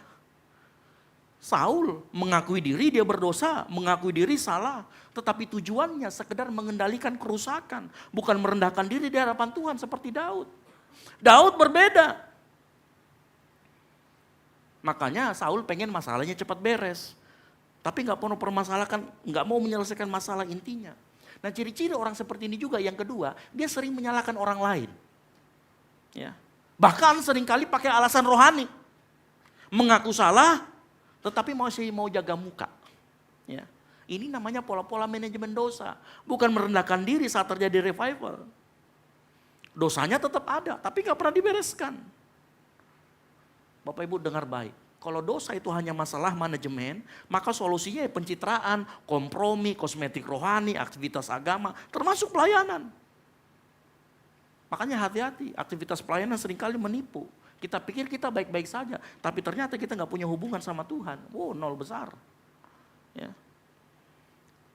Sebaliknya, Daud tidak begitu. Arah hati Daud. Daud tidak memperlakukan dosa seperti Saul atau sekedar langgar aturan, enggak. Daud tahu betul bahwa dosa menghancurkan dia punya hubungan dengan Tuhan. Makanya perhatikan ya, di dalam Mazmur 51 di ayat yang ketiga dia ngomong begini nih. Menarik sekali bilang, kasihanilah aku ya Allah menurut kasih setiamu. Dia minta dikasihani. Di ayat kelima dia minta apa lagi? Sebab aku sendiri sadar dia tahu dirinya salah. Dia tahu posisinya itu posisi yang salah. Dan dia katakan yang paling ayat yang ke-6 itu adalah pengakuan dia. Jadi waktu dia ngomong terhadap engkau sajalah aku berdosa. Itu bukan artinya dosanya kalau kita bikin dosa, kita hanya bertanggung jawab kepada Tuhan, bukan. Tetapi waktu dia mengaku begitu, dia mau di hadapan Tuhan, dia jujur. Saya posisinya sedang berdosa. Ya.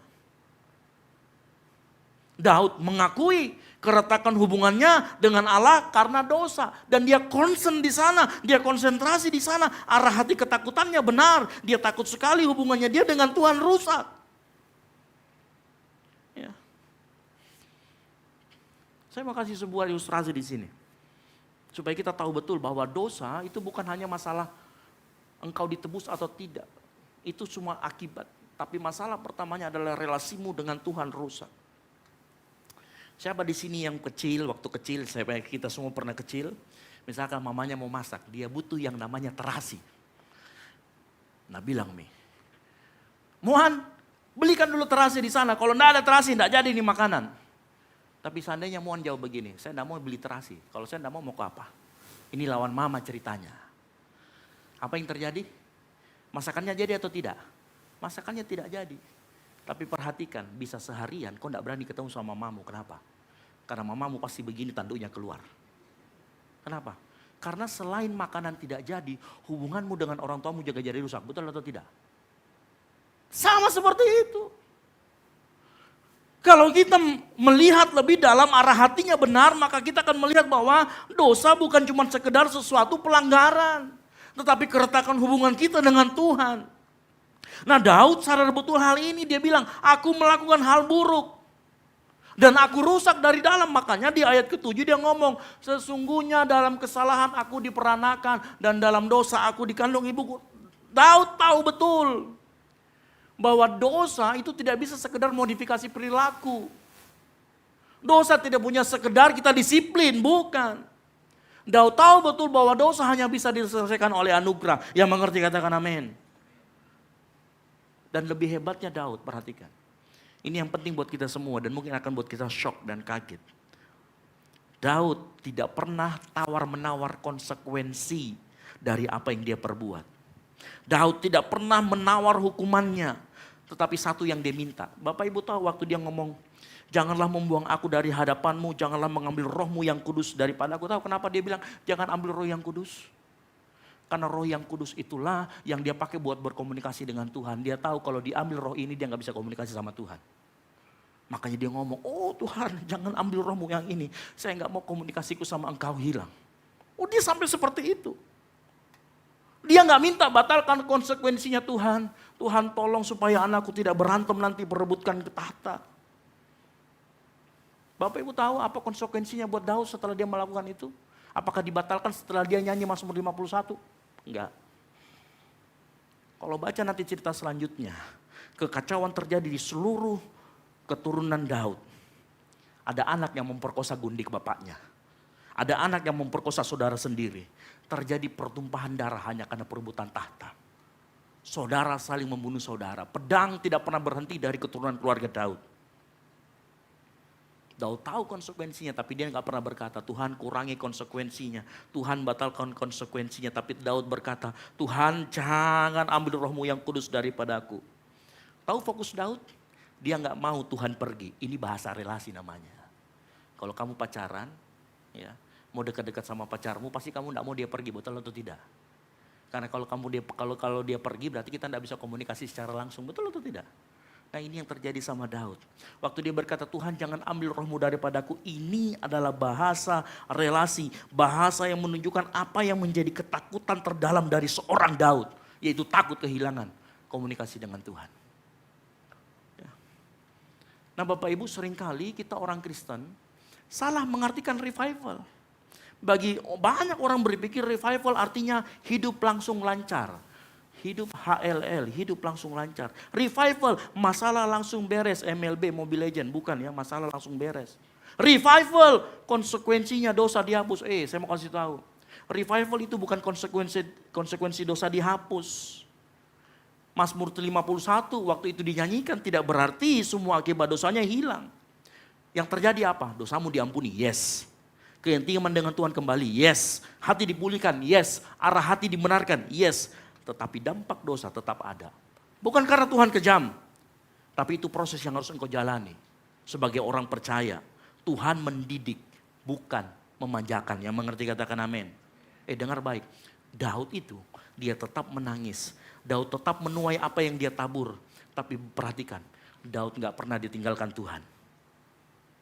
Tuhan mengampuni dosa kita sepenuhnya. Tetapi seringkali ia biarkan konsekuensinya terjadi dalam hidup kita. Supaya karakter kita sungguh-sungguh dibantu. Karena Tuhan lebih peduli karakter kita ketimbang pangkat jabatan dan lain sebagainya. Lihat Daud. Daud rela terluka tapi bersama Tuhan. Daud seakan berkata, Tuhan hidupku boleh berantakan, tapi jangan pernah tinggalkan aku. Makanya saya mau kasih tahu, revival itu bukan hidup tanpa luka atau bekas luka. Engkau yang dilukai orang tuamu, engkau yang dilukai, tetap bisa terjadi revival dalam hidupmu. Bekas luka itu tidak akan hilang, tapi dengar baik, revival adalah hidup yang takut kehilangan Tuhan, bukan takut menanggung akibat. Bukan takut menanggung luka. Hidupmu boleh terluka, tapi engkau harus pastikan engkau tetap ada bersama dengan Tuhan. Yang mengerti katakan amin. Halo? Tapi Pak, lihat ayat 16, coba kita lihat ayat 16. Tapi kan Daud pernah berkata, lepaskanlah aku dari hutang darah ya Allah. Daud minta dilepaskan loh Pak, dia minta konsekuensinya kurang. Oh no. Saya jelaskan, arti kata hutang darah di sini itu bukan istilah hukum, tetapi istilah rohani dan moral. Hutang darah artinya begini, hutang darah dalam perjanjian lama darah itu hidup. Menumpahkan darah artinya pelanggaran serius di hadapan Tuhan. Nah waktu dia ngomong lepaskanlah aku dari hutang darah, dia sedang deklarasikan aku berdosa. Ya, jadi dia bukan minta dilepaskan. Ini sebuah sajak, sebuah susunan kata yang menyatakan aku ini berdosa. Daud sedang deklarasikan posisinya orang yang bersalah, makanya dia ngomong hutang darah. Karena ada yang mendakwa dia, darahnya siapa? Darahnya Uria. Ingat waktu kejadian Kain dan Habel? Waktu Habel dibunuh, darah Habel berteriak kepada Tuhan. Ini sama. Ya. Waktu dia berkata, seperti lepaskan aku. Dia sedang berkata begini, aku tidak sanggup menanggung rasa bersalah ini sendirian. Aku butuh Engkau Tuhan. Aku tidak mau relasiku rusak dengan Engkau Tuhan. Jadi sebenarnya Daud sedang deklarasi bahwa dia sedang berdosa. Nah perhatikan Bapak Ibu Saudara sekalian. Orang yang punya hati seperti Daud, orang yang arah hatinya lebih memperlihatkan, lebih peduli pada hubungannya dengan Tuhan. Dia akan melihat dosa itu bukan cuma sekedar pelanggaran. Tetapi keretakan relasi. Nah kalau dia melihat ini sebagai dosa, sebagai keretakan relasi. Maka orang seperti ini akan mudah hancur hati. Bukan defensif. Coba kau diputuskan sama pacarmu. Apa rasanya? Kayak mau putusin di dunia toh? Tapi bisa gak kita praktikkan itu sama Tuhan? Seandainya Tuhan bilang aku cabut rohku daripadamu. Halo? Halo? Ya. Bapak Ibu Saudara sekalian, orang yang melihat dosa sebagai keretakan relasi itu akan mudah hancur hati. Dia akan lebih cepat mudah bertobat, bukan cari kambing hitam. Dia akan lebih fokus pada hadirat Tuhan. Dia akan lebih siap diproses. Artinya siap diproses apa? Konsekuensi ada. Saya mau tanggung itu bersama dengan Tuhan. Itu. Kalau orang yang melihat bahwa yang paling penting dari dalam dirinya adalah relasinya dengan Tuhan. Atau kalau mau saya rangkum, dengar baik-baik. Orang yang melihat dosanya sebagai keretakan relasi akan lebih siap hatinya dalam menerima revival. Karena revival dimulai bukan saat kita pintar mengelola dosa, tapi saat kita takut kehilangan relasi kita dengan Tuhan. Yang setuju katakan amin. Nah mungkin kita berkata gini, Pak dari tadi kok ada kata takut. Kan Bapak ada ayatnya Pak. Apa ayatnya? 1 Yohanes 4 ayat. Di dalam kasih tidak ada ketakutan. Tapi Bapak dari tadi ngomong masalah takut. Berlawanan dengan ayat ini. Saya kasih sedikit gambaran. Ayat ini kita harus melihat seluruhnya. Konteks ayat ini. Perhatikan baik-baik. Ayat ini hanya setengahnya. Karena ada bagian A-nya. Apa bagian B-nya? Ini bagian B-nya. Kalau utuhnya. Di dalam kasih tidak ada ketakutan. Kasih yang sempurna melenyapkan ketakutan. Tapi ketakutan seperti apa yang dilenyapkan sama kasih? Sebab ketakutan yang apa? Mengandung hukuman. Itulah yang dilenyapkan oleh kasih. Bukan semua ketakutan dalam hidup kita hilang. Mau dites? Siapa yang di sini takut ketinggian?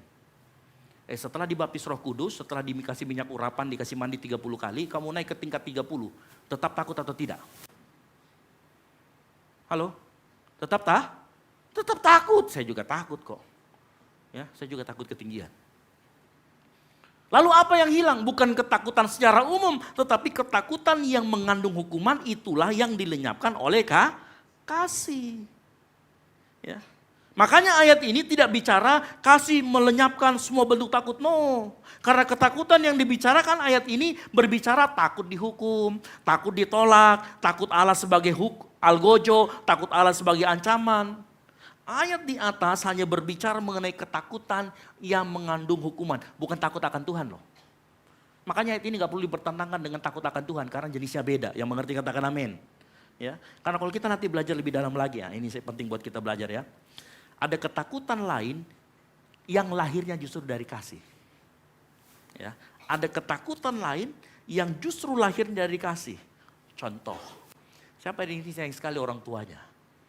Saking sayangnya sama orang tuanya, saya nggak mau nyakitin hati orang tuaku.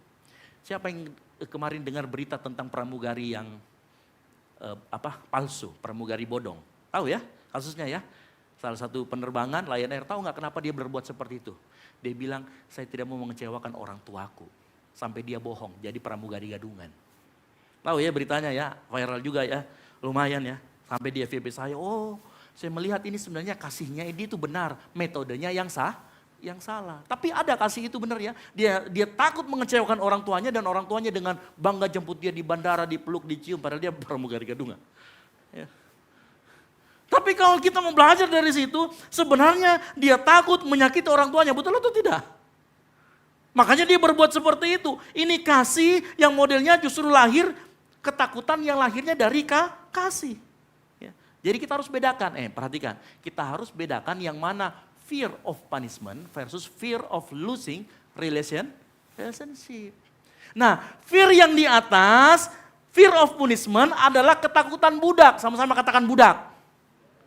Tetapi fear of losing relationship itu ketakutan anak, yang mengerti katakan amin. Iya, fear of punishment itu ketakutan budak, engkau bukan budak, engkau adalah anak, yang setuju katakan amin. Makanya saya mau kasih tahu, pengorbanan Tuhan Yesus di kayu salib tidak pernah meniadakan rasa takut, tetapi memurnikan ketakutan tersebut supaya engkau hanya takut sama Tuhan. Dengar baik itu. Dia nggak pernah melenyapkan kata, tapi dia membuat kita betul-betul takut kehilangan Tuhan. Makanya gini, dengar baik.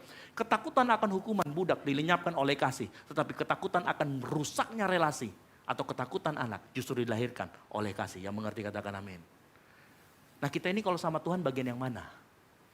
Fear of punishment atau fear of losing relationship? Karena kenapa Bapak Ibu? Nah ini bagian yang harus kita renungkan sama-sama malam hari ini. Karena ada ironi yang paling menyedihkan di gereja akhir-hari ini. Tahu apa ironinya? Orang bisa takut dosa tapi tidak takut kehilangan relasinya dengan Tuhan. Ini yang terjadi di gereja akhir-akhir ini. Tahu artinya apa? Takut dosa hari-hari ini tidak selalu artinya takut kehilangan relasi sama Tuhan. Nah seringkali kita memperlakukan takut akan dosa, seringkali cuma takut ketahuan, betul apa betul? Kita cuma karena takut konsekuensinya, nanti ada hukum karma. Jadi ketakutan kita bukan takut karena kehilangan relasi, tapi karena takut karena konsekuensi. Takut reputasi rusak karena kita pelayan yang 3 kali ibadah nongol terus. Terus ketahuan dosanya, habis itu nanti gak nongol lagi. Kita takut kehilangan harta, takut kehilangan perusahaan, takut dinilai tidak rohani. Ada. Kalau nggak ditahu dosanya. Begitu, mau pelayanan, gas Kak. 4 kali, 6 kali lagi ya, 3 kali ibadah, 6 kali saya pelayanan boleh. Tapi begitu ketahuan dosanya, nggak pernah nongol lagi di gereja. Karena dia lebih peduli sama reputasinya ketimbang pertobatan dirinya. Dia lebih peduli sama reputasinya ketimbang hubungannya sama Tuhan yang mau dipulihkan. Orang seperti itu tidak akan mengalami revival dalam hidupnya karena arah hatinya salah. Yang mengerti katakan amin. Hari-hari ini orang banyak yang ke gereja tapi tidak pernah takut kehilangan relasinya dengan Tuhan. Dia bisa datang ke gereja, kalau perlu 3 kali semua ibadah dihadiri, tapi gak pernah merasa Tuhan jamah dia. Dalam doanya dia kering, ibadahnya hampa, tapi hidup jalan terus. Bahkan pelayanannya pun terus dipakai, terlihat dipakai Tuhan. Tapi hubungannya sama Tuhan nol. Oh banyak, buktinya Saul tetap jadi raja tuh. Ya. Orang-orang seperti ini tidak akan mengalami revival dalam hidupnya.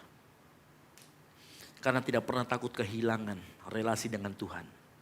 Padahal revival justru lahir dari orang yang berkata seperti Daud. Dia ngomong apa? Tuhan, aku gak bisa hidup tanpa Engkau.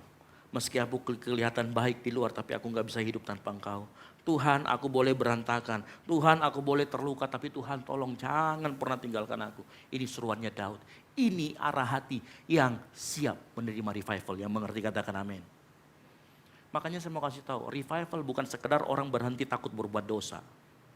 Mungkin hari-hari ini kau gak bikin dosa besar. Dosaku cuma ini jika begadang di tengah malam. Mungkin kau gak hidup dalam dosa yang besar, tapi seringkali kau hidup tanpa rasa takut kehilangan keintiman dengan Tuhan. Betul atau tidak?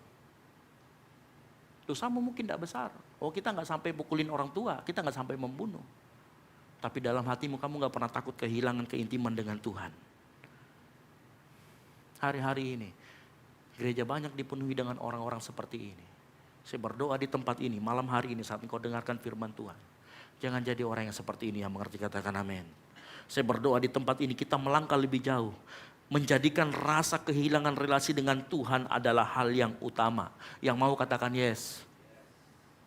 Kalau ini terjadi dalam hidupmu, engkau mau melayani Tuhan. Gak perlu diprom dari belakang. Lompat Kalau engkau tahu rasa kehilangan rasa takut kehilangan relationship dengan Tuhan itu ada dalam dirimu. Kamu gak akan mungkin menyepelekan masalah pelayanan.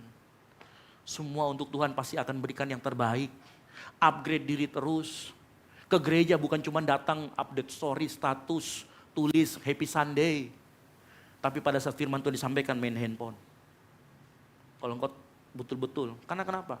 Pada saat firman Tuhan disampaikan, disitulah Tuhan berbicara kepada kita dan engkau dan saya. Bayangkan kalau Tuhan lagi ngomong, engkau lagi main handphone, artinya kau gak takut relasimu sama Tuhan rusak. Siapa di sini yang mamanya kalau ngomong, kau pergi main handphone di depannya begini ketawa-ketawa. Pasti ditampeleng, betul tidak? Nah, coba bayangkan kalau Tuhan sedang berbicara di depan, firman Tuhan sedang disampaikan, kita lagi asik-asik. Nanti makan apa di BTP itu banyak sekali di-searching sama dia. Saya mau kasih tahu, engkau gak takut kehilangan relasi sama Tuhan, arah hatimu salah. Tahu Daud seperti apa orangnya? Saya perlihatkan Daud seperti apa orangnya. Dan kita akan masuk ke bagian Injil, apa hubungannya dengan Yesus. Perhatikan kisah para Rasul 13 ayat 22. Perhatikan yang garis merahi. Aku telah mendapat Daud bin Isai, seseorang yang berkenan di hatiku. Saya perlihatkan bahasa Inggrisnya. New King James Version, dia tulis begini.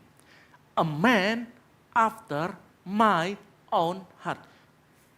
Apa terjemahan literalnya? Terjemahan yang plek, gak usah pakai grammar-grammaran. Apa artinya ini? Orang setelah hati saya sendiri.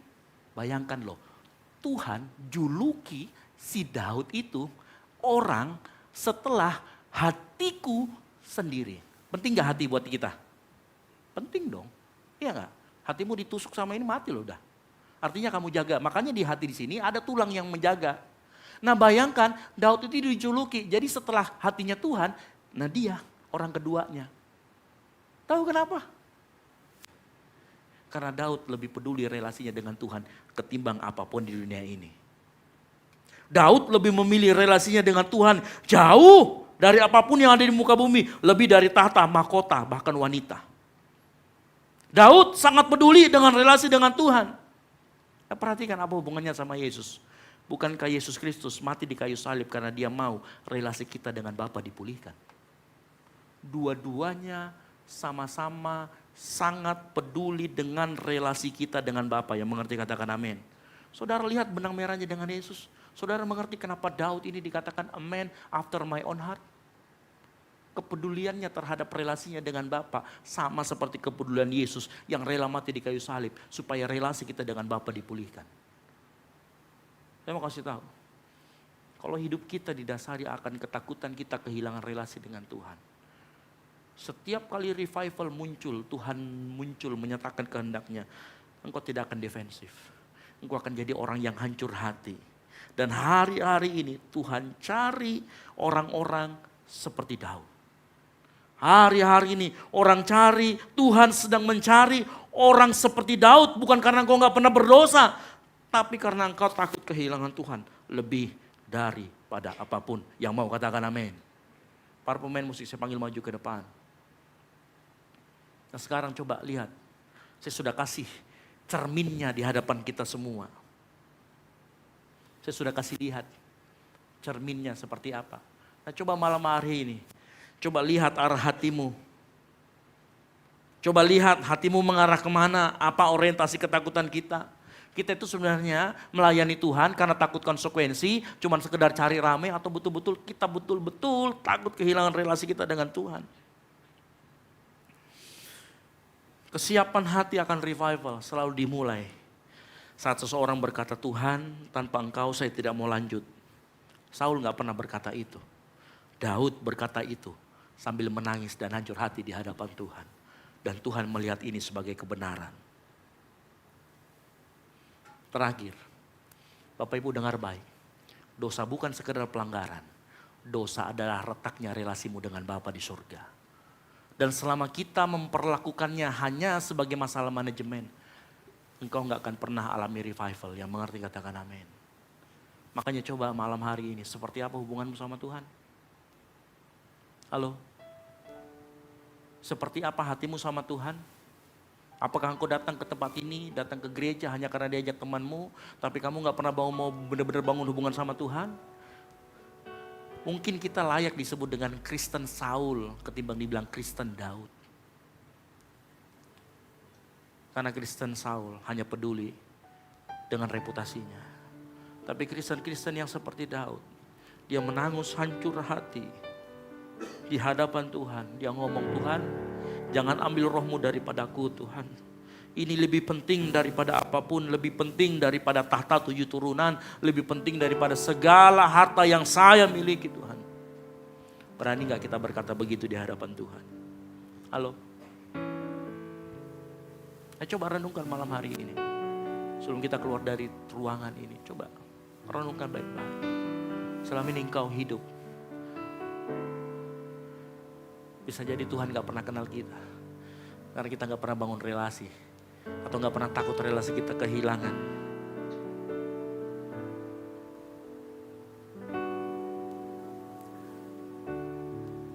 Malam hari ini, kalau engkau dengar firman Tuhan, menegur. Kalau engkau dengar firman Tuhan, rendahkan dirimu di hadapan Tuhan. Tutup Alkitabmu. Coba lihat baik-baik. Bagaimana relasimu dengan Tuhan. Selain kau tiada yang lain, hanya kau milikku di surga. Sekalipun dagingku lenyap, hatiku lelah tak berdaya. Ku sembah Engkau, Allah yang berkuasa. Ku sanjung tinggi namamu di hidupku, Tuhan, tiada yang lain. hanya Kau satu di hatiku. Lagu ini ada di dalam kitab Mazmur. Saya pikir lagu ini dibuat oleh Daud juga. Saya pikir ini dibuat oleh Mazmur Daud. Ternyata ini dibuat oleh, kalau nggak salah, Asaf atau siapa gitu ya. Bukan dibuat oleh Daud. Saya bertanya loh, kenapa ditunjukkan lagu ini? Roh Kudus ngomong, itu juga kepedulian Roh Kudus adalah bagaimana relasimu dengan Tuhan. Makanya Roh Kudus memberikan ilham kepada Bani Asaf ini supaya menuliskan syair lagu ini. Konfirmasi, kalau Roh Kudus lebih peduli relasi kita dengan Bapa, masa kita nggak peduli relasi kita dengan Bapa? Bukankah Roh Kudus diberikan kepada kita supaya kita bisa berkomunikasi dengan Bapa kita di sorga? Bukankah Roh Kudus diberikan supaya kita bisa mengerti apa yang menjadi kehendak Bapa dan kehendak Bapa terjadi dalam kehidupan kita? Bukankah itu yang disebut dengan relasi? Bukankah itu yang disebut dengan hubungan? Lalu kenapa akhir-akhir ini kita tidak pernah takut kehilangan hubungan sama Tuhan? Kita selalu lebih senang baik-baik saja, yang penting datang ke gereja. Tapi ternyata jam-jam waktu kita untuk berdoa sama Tuhan sudah kosong. Saya nggak suruh kita semua, pokoknya kalau orang yang ada hubungannya dengan Tuhan sehari harus berdoa 5 jam. Bagaimana nih kalau dia istri 5 anaknya, masih bayi semua, nggak ada waktu mungkin. Tapi bisa nggak? Arah hatimu kalau kamu berbuat dosa bukan takut sama konsekuensi. Tapi bagaimana kamu merendahkan hati di hadapan Tuhan, bilang, Tuhan, jangan ambil rohmu yang suci daripada aku ingin tetap punya relasi dengan Tuhan. Malam hari ini, Roh Kudus tegur hati kita semua. Bahwa yang terpenting dalam kehidupan kita, hanya Yesus saja yang mengerti, katakan amin. Mari bangkit berdiri. Nyanyikan pujian ini. Selain Kau tiada yang lain, hanya Kau milikku di surga. Sekalipun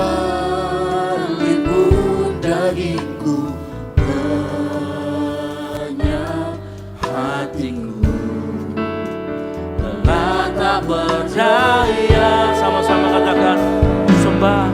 Ku sembah Engkau, Allah yang perkasa. Ku sanjung tinggi nama-Mu di hidupku, Tuhan, Tiada yang lain, hanya Kau satu di hatiku. Saya mau cuma Tuhan saja nyanyikan pujian ini dengan sungguh-sungguh. Sama-sama katakan, selain Kau.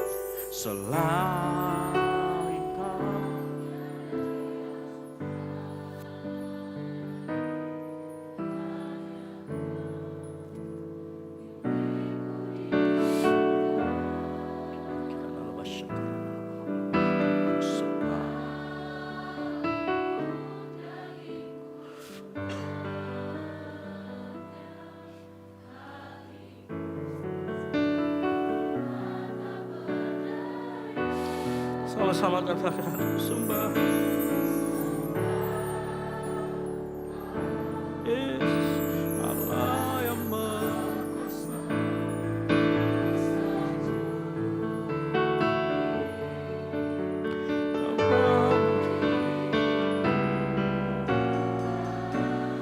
Tiada, Yesus, hanya Kau satu di hatiku. Katakan, ku sembah Engkau, Allah yang perkasa. Ku sanjung tinggi nama-Mu di hidupku, Tuhan, tiada yang lain. Hanya Kau satu di hatiku. Katakan, ku sembah Engkau.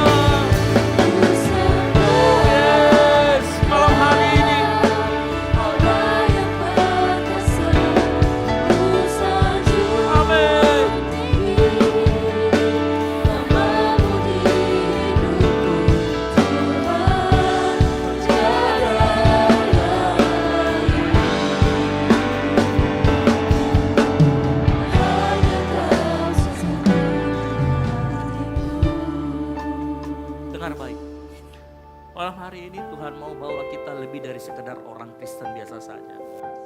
Tuhan mau bawa kita menjadi orang Kristen yang betul-betul takut kehilangan relasi dengan Tuhan. Saya mau katakan bisa hidupmu baik-baik saja sekarang, finansialmu baik-baik saja. Tapi coba cek hari ini bagaimana hubunganmu dengan Tuhan. Bagaimana jam-jam doamu sama Tuhan. Bagaimana sikapmu saat ke gereja, bagaimana sikapmu saat kau bawa nama Tuhan. Coba malam hari ini. Kalau Roh Kudus menyingkapkan itu di hatimu, terima dengan rendah hati. Sama seperti Saul dan Daud, mereka mengaku dosa. Tapi pilih cara yang dipilih Daud dengan hancur hati berkata, Tuhan, aku siap terima konsekuensinya. Tapi aku gak mau Engkau pergi daripadaku, Tuhan. Pilih seperti jalan Daud. A man after God own heart. Pilih cara seperti Daud. Pilih cara hati, arah hati seperti Daud yang melihat keretakan itu ada dan nyata. Dan minta Tuhan sekarang malam hari ini juga minta Tuhan, aku mau kembali bangun relasiku dengan Engkau Tuhan. Kalau hari-hari ini terjadi dalam hidupmu, ayo sama-sama kita bangun kembali. Ayo kita bangun kembali mesbah yang mungkin sudah hancur itu. Yang kita sudah tidak pedulikan karena kesibukan kita.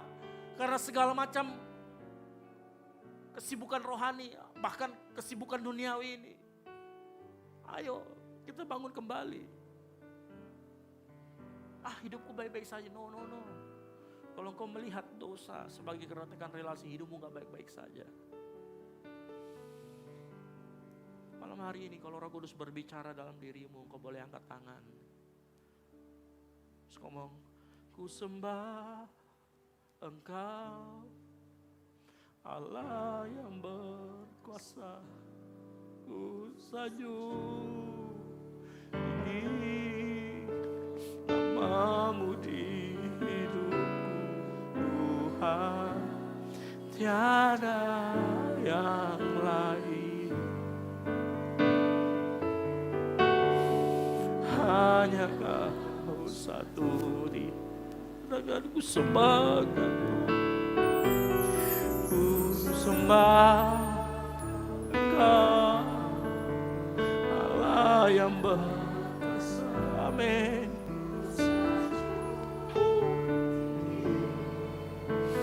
Nama-Mu di hidupku, Tuhan. Tiada yang lain, hanya Kau satu. Hari ke malam hari ini, kau lebih lagi bangun hubunganmu sama Tuhan. Ku sembah Engkau, Allah yang perkasa. Ku sanjung tinggi nama-Mu di hidupku, Tuhan. Tiada yang lain, hanya Kau satu. Ku sembah Kau, sembah Kau, Allah yang perkasa. Ku sanjung tinggi nama-Mu di hidupku, Tuhan. Tiada yang lain, hanya Kau satu di hatiku, Tuhan. Tiada yang lain, takkan hanya Kau satu di hatiku. Akan Tuhan, Tuhan. Tiada yang lain, amin. Hanya Kau satu di hati. Kasih tepuk tangan yang meriah buat Tuhan kita. Haleluya. Bapa, malam hari ini lihat hati-hati yang hancur di hadapan-Mu Tuhan. Hati-hati yang merindukan relasi dengan Engkau dibangun kembali. Karena kami tahu Tuhan salib-Mu juga berbicara relasi. Saat kami membangun relasi dengan Engkau yang baik, itu akan tercermin bagaimana kami membangun relasi dengan sesama kami Tuhan. Makanya malam hari ini kami merendahkan hati di hadapan-Mu Tuhan. Lihat tangan-tangan yang tadi terangkat. Mereka mau relasi dengan Engkau dipulihkan kembali Tuhan. Kami mau memiliki hati seperti seorang Daud Tuhan. Yang arah ketakutannya benar. Ampuni kami Tuhan kalau kami merasa baik-baik saja. Kami merasa diberkati, kami merasa disertai. Padahal dalam hati kami tahu hubungan kami dengan Engkau rusak. Ampuni kami Tuhan kalau itu yang kami terus lakukan dalam kehidupan kami Tuhan. Dan malam hari ini kami sadar kami harus lebih daripada itu. Tuhan mencari orang-orang yang mau hancur hati di hadapannya. Tuhan mencari orang-orang yang mau betul-betul mendahulukan relasinya dengan Tuhan jauh lebih daripada apapun Tuhan. Dan hamba-Mu berdoa, biar Engkau dapati orang-orang itu di tempat ini Tuhan. Hamba-Mu selesai berbicara, tapi biar hamba-Mu berdoa, biar Roh Kudus terus mengingatkan akan firman Tuhan yang sudah disampaikan. Hamba-Mu yakin akan terjadi revival yang besar dalam kehidupan anak-anak-Mu. Akan terjadi terobosan yang luar biasa dalam kehidupan anak-anak-Mu. Akan terjadi kesembuhan, pemulihan yang luar biasa saat kami memiliki arah hati yang benar di hadapan-Mu Tuhan. Kuatkan kami Roh Kudus, ingatkan kami selalu. Ampuni setiap dosa dan pelanggaran kami Tuhan. Biar nama-Mu ditinggikan dan dipermuliakan. Di dalam nama Tuhan Yesus Kristus. Yang mau seperti Daud, sama-sama katakan amin. Baik, kasih tepuk tangan kami mulia buat mulai nama Tuhan. Silakan duduk kembali.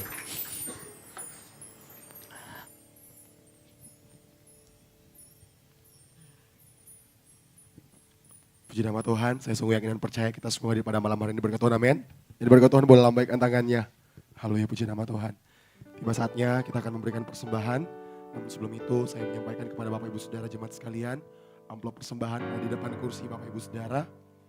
Untuk minggu ini terdapat satu tambahan amplop persembahan, yaitu amplop persembahan untuk pekerjaan misi. Amplop yang pertama akan digunakan untuk operasional pastori, amplop yang kedua akan digunakan untuk kas gereja, dan amplop yang ketiga adalah persembahan misi. Saya sungguh yakin dan percaya kita semua pada saat ini adalah orang-orang yang akan memberkati bagi pekerja misi. Dan juga bagi Bapak Ibu Saudara jemaat sekalian yang belum mengambil ayat tahunan, ketika memberikan persembahan di atas kotak persembahan terdapat kotak yang berisikan ayat tahunan. Bagi Bapak Ibu Saudara sekalian yang belum mengambil ayat tahunan, boleh diambil ketika memberikan persembahan.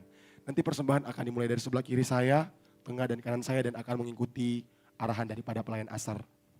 Mari kita angkat persembahan di tangan kita. Kita sudah dalam doa, kita berdoa. Bersyukur untuk firman-Mu yang hidup, firman-Mu yang kuat hadir dalam kehidupan kami. Kami bersyukur Tuhan mencintai kami, Tuhan mengasihi kami. Kami bersyukur untuk firman-Mu Tuhan. Biar firman-Mu Tuhan benar-benar tertanam dalam hati kami. Dan kami akan lakukan dalam setiap kehidupan kami Bapa. Terima kasih untuk Engkau yang selalu ada dalam kehidupan kami. Malam hari ini Tuhan, karena Tuhan yang sangat baik, selalu memberkati kehidupan kami. Kami akan memberikan persembahan. Kami mau memberikan yang terbaik bagi nama-Mu Bapa. Kau memberkati setiap tangan-tangan yang memberi. Kami siap memberi di dalam nama Tuhan Yesus Kristus. Jemaat Tuhan yang siap memberi, mari sama-sama kita katakan amin. Selamat memberi, Tuhan Yesus memberkati kita semua.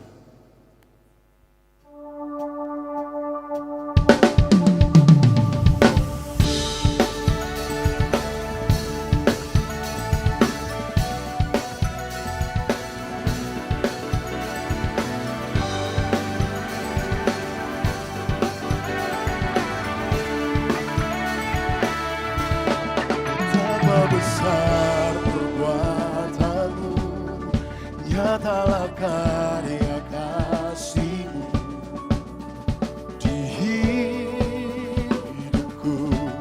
Ku melihat Kau sertaku,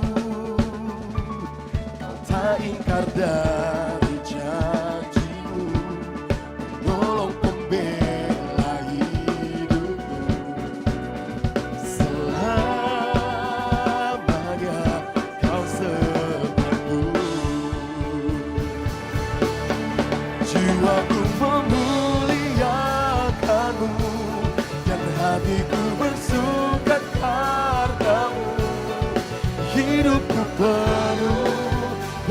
dengan kasih-Mu. Jiwaku memuliakan-Mu dan hatiku bersuka karena-Mu. Yesus Tuhanku, ku mau terus menyembah-Mu.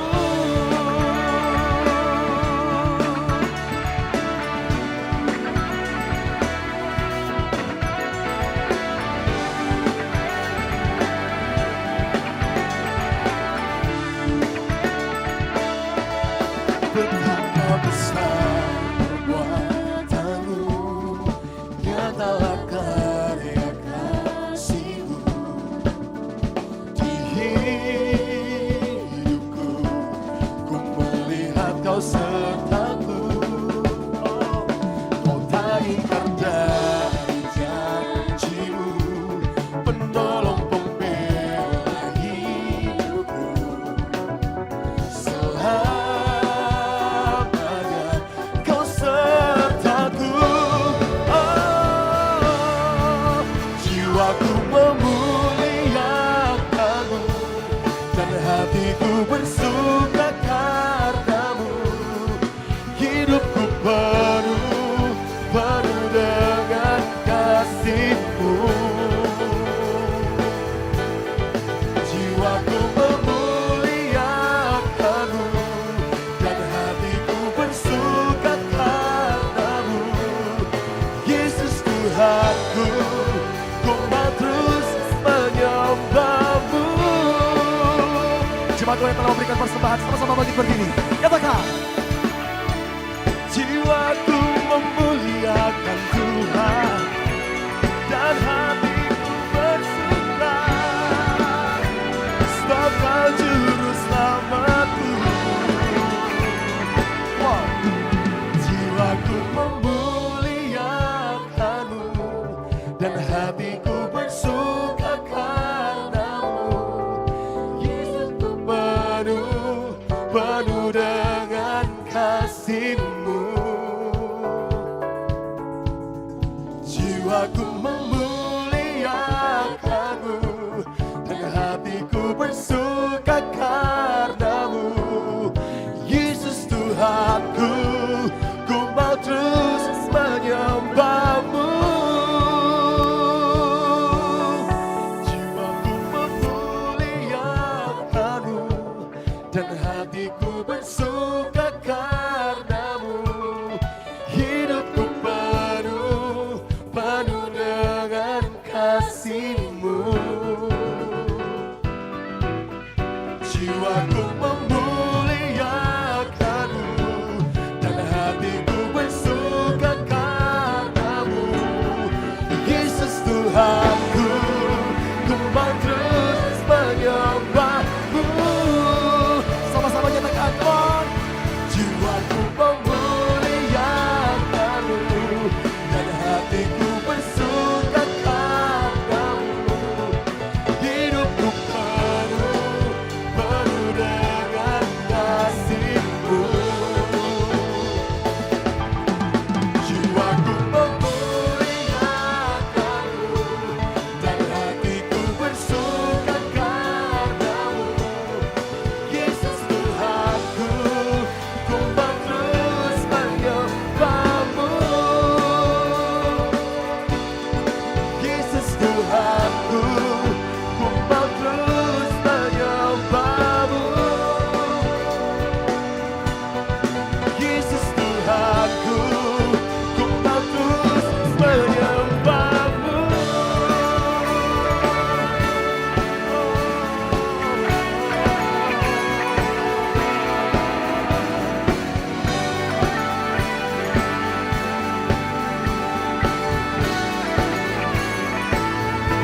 Jika sorak-sorak kemuliaan bagi Yesus kita dahsyat.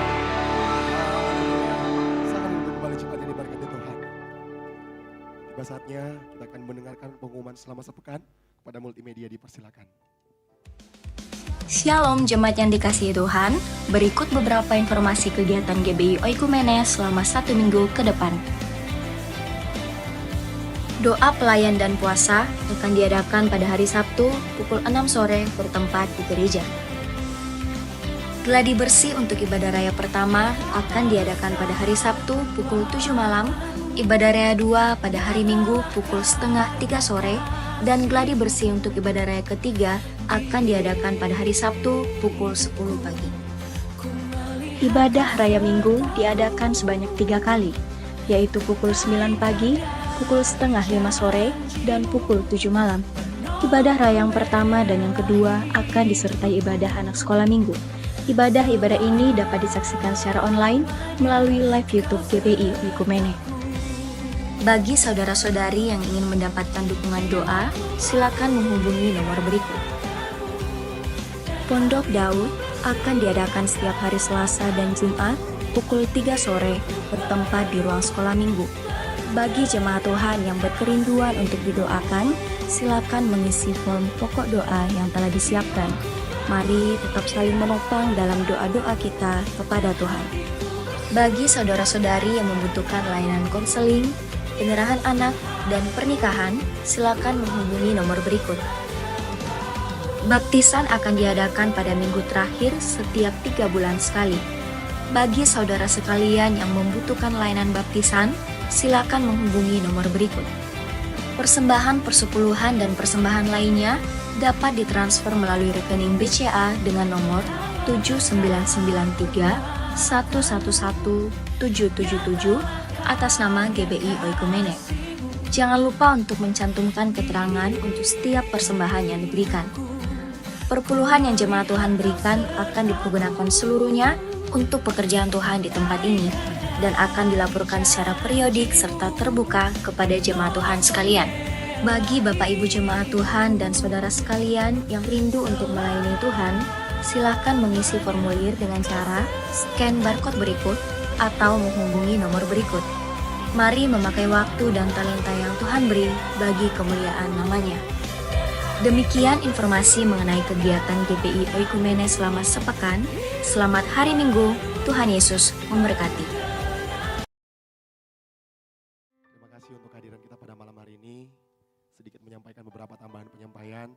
Yang pertama, kami mengucapkan banyak terima kasih kepada Pastor Ezra yang telah menjadi saluran berkat kita pada malam hari ini melalui kebenaran firman Tuhan. Diberkati Tuhan dalam pekerjaan, dalam keluarga, dimanapun Tuhan tempatkan untuk melayani, biar Tuhan Yesus Kristus yang semakin dinyatakan dan dimuliakan. Yang berikutnya yang kedua, kami menyambut dengan sukacita bagi Bapak Ibu Saudara jemaat sekalian yang baru pertama kali hadir beribadah bersama-sama dengan kami di tempat ini di keluarga besar GBI Oikumene dalam komunitas kita Gold CC. Selamat datang. Senang sekali boleh berjumpa dengan Bapak Ibu Saudara sekalian beribadah bersama-sama di tempat ini. Di samping kiri kanan Bapak Ibu Saudara sekalian ada para asr yang kece-kece yang membawa form selamat datang. Bagi Bapak Ibu Saudara sekalian yang mungkin baru pertama kali hadir beribadah di tempat ini, jangan ragu-ragu untuk diambil. Silakan diambil dan diisi. Dan setelah diisi nanti kalau keluar dari gedung gereja ini boleh dikembalikan kepada pelayan asr dan akan mendapatkan souvenir dari gereja. Jadi bagi Bapak Ibu Saudara sekalian yang baru pertama kali hadir, jangan ragu-ragu untuk diambil, isi. Ketika kembali boleh diserahkan kembali kepada pelayan asr dan akan menerima souvenir yang disiapkan oleh gereja. Yang berikutnya di tangan para asr juga mereka membawa form pokok doa bagi Bapak Ibu Saudara sekalian yang ini didoakan, apapun bentuk kerinduan Bapak Ibu Saudara sekalian boleh diambil, boleh diisi. Nanti kita akan doakan di setiap hari Selasa dan Jumat di Menara Pondok Daud di tempat ini pada pukul 3 sore. Setelah diisi juga boleh kembalikan kepada pelayan asr. Untuk kegiatan selama sepekan belum ada, cuman di hari Selasa dan Jumat kita melaksanakan Menara Pondok Daud di setiap hari Selasa dan Jumat pada pukul 3 sore dan hari Sabtu kita doa para pelayan Tuhan di tempat ini. Yang berikutnya kami menyampaikan banyak terima kasih kepada Bapak Ibu Saudara sekalian yang sudah berpartisipasi dalam pencarian dana untuk pelaksanaan ulang tahun Gold CC yang ketiga tahun. Terima kasih yang kemarin sudah beli basar, Tuhan Yesus memberkati, biar berkat Tuhan selalu tercurah atas kehidupan Bapak Ibu Saudara sekalian. Dan juga dari panitia perayaan ulang tahun Gold CC juga masih mencari dana, yaitu ada basar kaos seperti ini desainnya. Boleh Bapak Ibu Saudara sekalian. Dan juga bagi Bapak Ibu Saudara sekalian yang rindu untuk menabur, untuk membeli baju, ini sangat berguna ya. Karena desainnya juga oke untuk perayaan ulang tahun Gold CC kita. Boleh memesan kepada mungkin para pelayan Tuhan yang ada di belakang atau juga boleh kepada saya, itu harganya itu 100.000. Jadi bagi Bapak Saudara sekalian yang ingin berpartisipasi dalam perayaan ulang tahun Goal CC yang ke-3 tahun, boleh juga dibeli basar baju yang ada seperti yang ada ditampilkan ini. Puji nama Tuhan. Demikian pengumuman selama sepekan. Tuhan Yesus memberkati kita semua. Kita akan mengakhiri ibadah kita pada malam hari ini sekali lagi dengan kasih Kristus. Jemaat Tuhan, saya menuntut semua bangkit berdiri.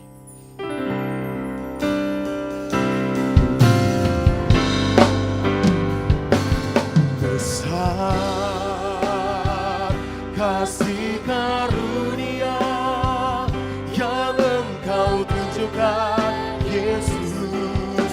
Sungguh ku bersyukur, tinggi melebihi langit. Kau angkat diriku dekat ke tata kasih karuniamu. Besar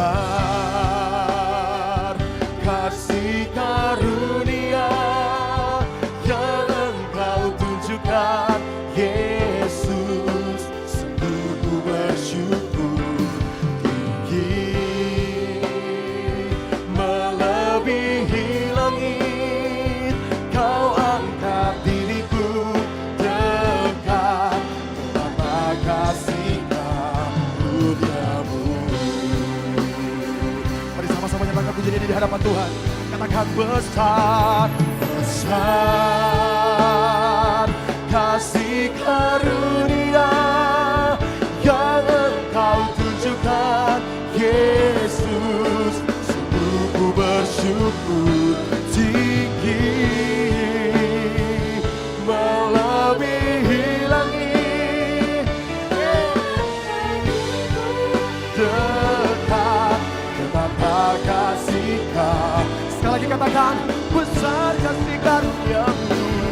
Besar Kasih karunia yang Engkau tunjukkan, Yesus. Sungguh ku bersyukur, tinggi melebihi langit.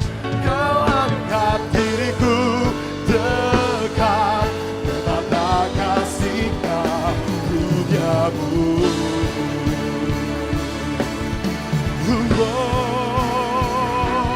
Besar kasih karunia yang Engkau tunjukkan, Yesus. Sungguh ku bersyukur, tinggi melebihi langit. Kau angkat diriku dekat ke tata kasih karuniamu. Kau angkat diriku dekat ke tata kasih karuniamu. Kau angkat diriku dekat ke tata kasih karuniamu. Berikan sorak-sorak yang paling dahsyat bagi Yesus kita.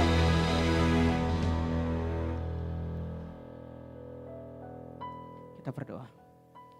Bapa, kembali kami mengucap syukur untuk kasih karunia demi kasih karunia, buat anugerah yang luar biasa yang Tuhan telah sediakan dalam kehidupan kami. Terima kasih buat malam yang indah Tuhan, Kau telah berikan dalam kehidupan kami, sehingga kami bisa beribadah di tempat ini, semua karena anugerah-Mu Tuhan Yesus. Pada malam hari ini Tuhan, kami datang membawa setiap doa-doa kami ke hadapan-Mu. Kami berdoa buat tim pelayan malam hari ini yang telah melayani. Kami percaya Tuhan, mereka melayani karena hati mereka hanya tertuju kepada Engkau. Kami berdoa Tuhan, biarlah Roh Kudus Allah terus nyatakan hati-Mu bagi setiap tim pelayan Tuhan. Biarlah Engkau sendiri yang bekerja dalam hati mereka, sehingga setiap pelayanan yang mereka lakukan, mereka mempunyai hati yang tertuju kepada Tuhan. Dan bukan kehendak mereka yang jadi, tetapi kehendak Tuhan sajalah yang jadi dalam hidup mereka. Dan biarlah setiap pelayan mereka ada roh kesatuan dalam hidup mereka, saling Tuhan menghormati Tuhan, dan kami akan percaya pelayanan ini biarlah itu berkenan di hadapan Tuhan. Kami juga berdoa Tuhan Yesus dalam tangan kasih karunia-Mu buat setiap jemaat-Mu yang hadir pada malam hari ini. Kami percaya Tuhan, apapun kondisi mereka yang hadir pada malam hari ini Tuhan. Engkau tahu setiap hati kami yang datang kepada Engkau. Apapun kondisi kami pada saat ini, biarlah setiap jemaat-Mu mengalami kuasa kasih Kristus pada malam hari ini. Mereka mengalami pemulihan, mereka mengalami pembebasan, sehingga ketika mereka keluar dari tempat ini, mereka bersama-sama dengan Yesus, mereka berjalan dengan Yesus, sehingga setiap apapun yang mereka lakukan, semua sesuai dengan kehendak Tuhan yang telah menebus setiap hidup kami semua. Terima kasih Tuhan Yesus. Pada malam hari ini juga, kami juga berdoa membawa hamba-Mu Pastor Esra yang telah menyampaikan kebenaran firman-Mu. Biarlah setiap kebenaran firman yang telah kami dengar pada malam hari ini, biarlah itu semua tertanam dalam hati dan pikiran kami. Sehingga apapun Tuhan yang kami lakukan, yang kami kerjakan, semuanya atas dasar kebenaran-Mu. Dan biarlah kebenaran itu berbuah dalam kehidupan kami. Kami juga berdoa buat hamba-Mu yang telah menyampaikan kebenaran-Mu. Biarlah Engkau terus menyampaikan apa yang Kau mau dalam hatinya Tuhan. Biarlah hati-Mu tertuju kepada hamba-Mu. Dan biarlah Tuhan apa yang Kau mau terjadi dalam kehidupan hamba-Mu. Kuasa kasih Kristus nyata terus lebih lagi Kau kerjakan bagi hamba-Mu Tuhan. Sehingga kami akan percaya kasih cinta, gelora dan hasrat akan Engkau terus nyatakan lebih lagi dalam kehidupan hamba-Mu. Terima kasih Tuhan Yesus. Pada malam hari ini Tuhan, kami datang juga berdoa buat setiap jemaat-Mu yang tidak sempat hadir pada malam hari ini. Mungkin mereka sedang bekerja atau mereka dalam keadaan sakit. Engkau datang dalam hidup mereka. Engkau datang Tuhan membawa kasih-Mu dalam hidup mereka. Sehingga kami akan percaya Engkau mengetuk pintu hati mereka. Dan mereka dapat percaya bahwa Engkau prioritas dalam hidup mereka. Sehingga mereka dapat datang bersama-sama dengan kami beribadah di tempat ini Tuhan. Dan bagi setiap jemaat-Mu yang dalam kondisi sakit Tuhan, Engkau datang memulihkan, Engkau datang menyembuhkan. Setiap makanan, obat-obatan yang mereka konsumsi, semuanya dipakai untuk memulihkan kekuatan mereka kembali. Dan kesembuhan terjadi dalam kehidupan mereka. Kami juga berdoa pada malam hari ini Tuhan, buat Ibu Gembala kami di tempat ini. Dalam masa tuanya, Engkau sendiri yang bekerja Tuhan, memberikan kesehatan, memberikan kekuatan, memberikan damai sejahtera, sehingga dalam masa tuanya ini hanyalah untuk memuliakan nama Tuhan dalam kehidupannya. Kami juga berdoa buat mentor rohani kami Pastor Esra beserta dengan keluarga. Kami akan percaya Engkau memberkati dalam setiap pekerjaan dan pelayanannya. Dimanapun pelayanannya hamba-Mu Engkau tempatkan Tuhan, Engkau sendiri yang bekerja dalam kehidupan hamba-Mu. Dan kami juga berdoa buat Kak Debbie sebagai penolong dalam kehidupannya. Engkau juga memberkati setiap pekerjaan dan pelayanannya. Dan kami yakin percaya kuasa kasih Kristus nyata dalam kehidupan hamba-Mu. Kami juga berdoa buat di mana Tuhan Dev dalam masa pertumbuhannya. Engkau sendiri yang bekerja Tuhan Yesus. Engkau menopang, Engkau yang sendiri yang bekerja dalam hidup Dev Tuhan Yesus. Biarlah kasih-Mu tidak pernah pudar terus nyata dalam kehidupan anak-Mu Tuhan. Terima kasih Yesusku. Kami juga berdoa menyerahkan ke dalam tangan kasih karunia-Mu buat hamba yang buat keluarga-keluarga Tuhan yang tidak sempat bersama-sama dengan kami di tempat ini. Mungkin ada yang di kampung Tuhan, Engkau juga memberkati Tuhan Yesus. Biarlah kasih Kristus terus nyata dalam kehidupan keluarga kami Tuhan. Maupun yang ada di Makassar, bahkan yang ada di kampung Tuhan halaman kami. Kami percaya apa yang telah kami dapatkan di tempat ini. Kasih Kristus yang luar biasa yang telah kami terima. Engkau juga terus bekerja dalam kehidupan keluarga kami. Sehingga kami akan percaya ketika kami di mana Tuhan kami, ketika kami sungguh-sungguh akan Engkau. Ketika kami mau melayani Engkau. Ketika kami mau Tuhan mengasihi akan Engkau. Biarlah kuasa kasih Kristus jauh bekerja bagi setiap keluarga kami. Dan kami percaya firman berkata, satu orang berdiri buat keluarga, sisi keluarga diselamatkan. Kami percaya itu terjadi di dalam nama Tuhan Yesus. Kami juga berdoa Tuhan Yesus buat kota dan bangsa kami Tuhan. Kami percaya Engkau sendiri yang bekerja Tuhan. Engkau melihat Indonesia baru ini Tuhan. Engkau percaya Tuhan Yesus Engkau bekerja. Engkau memberikan damai sejahtera, terang kasih Tuhan melingkupi Indonesia baru. Kami percaya Indonesia kami ini Tuhan adalah Indonesia yang penuh dengan kemuliaan Tuhan. Indonesia yang penuh dengan kekuasaan Tuhan. Kami percaya Roh Kudus sementara bekerja buat Indonesia kami ini Tuhan Yesus. Dan kami yakin dan percaya kemuliaan Tuhan akan dinyatakan bagi Indonesia kami. Buat para pemimpinnya Tuhan dari pusat hingga pelosok daerah. Engkau juga bekerja. Biarlah hikmat kasih Tuhan nyata dalam hidupnya. Takut akan Tuhan terus nyatakan bagi setiap para pemimpin kami.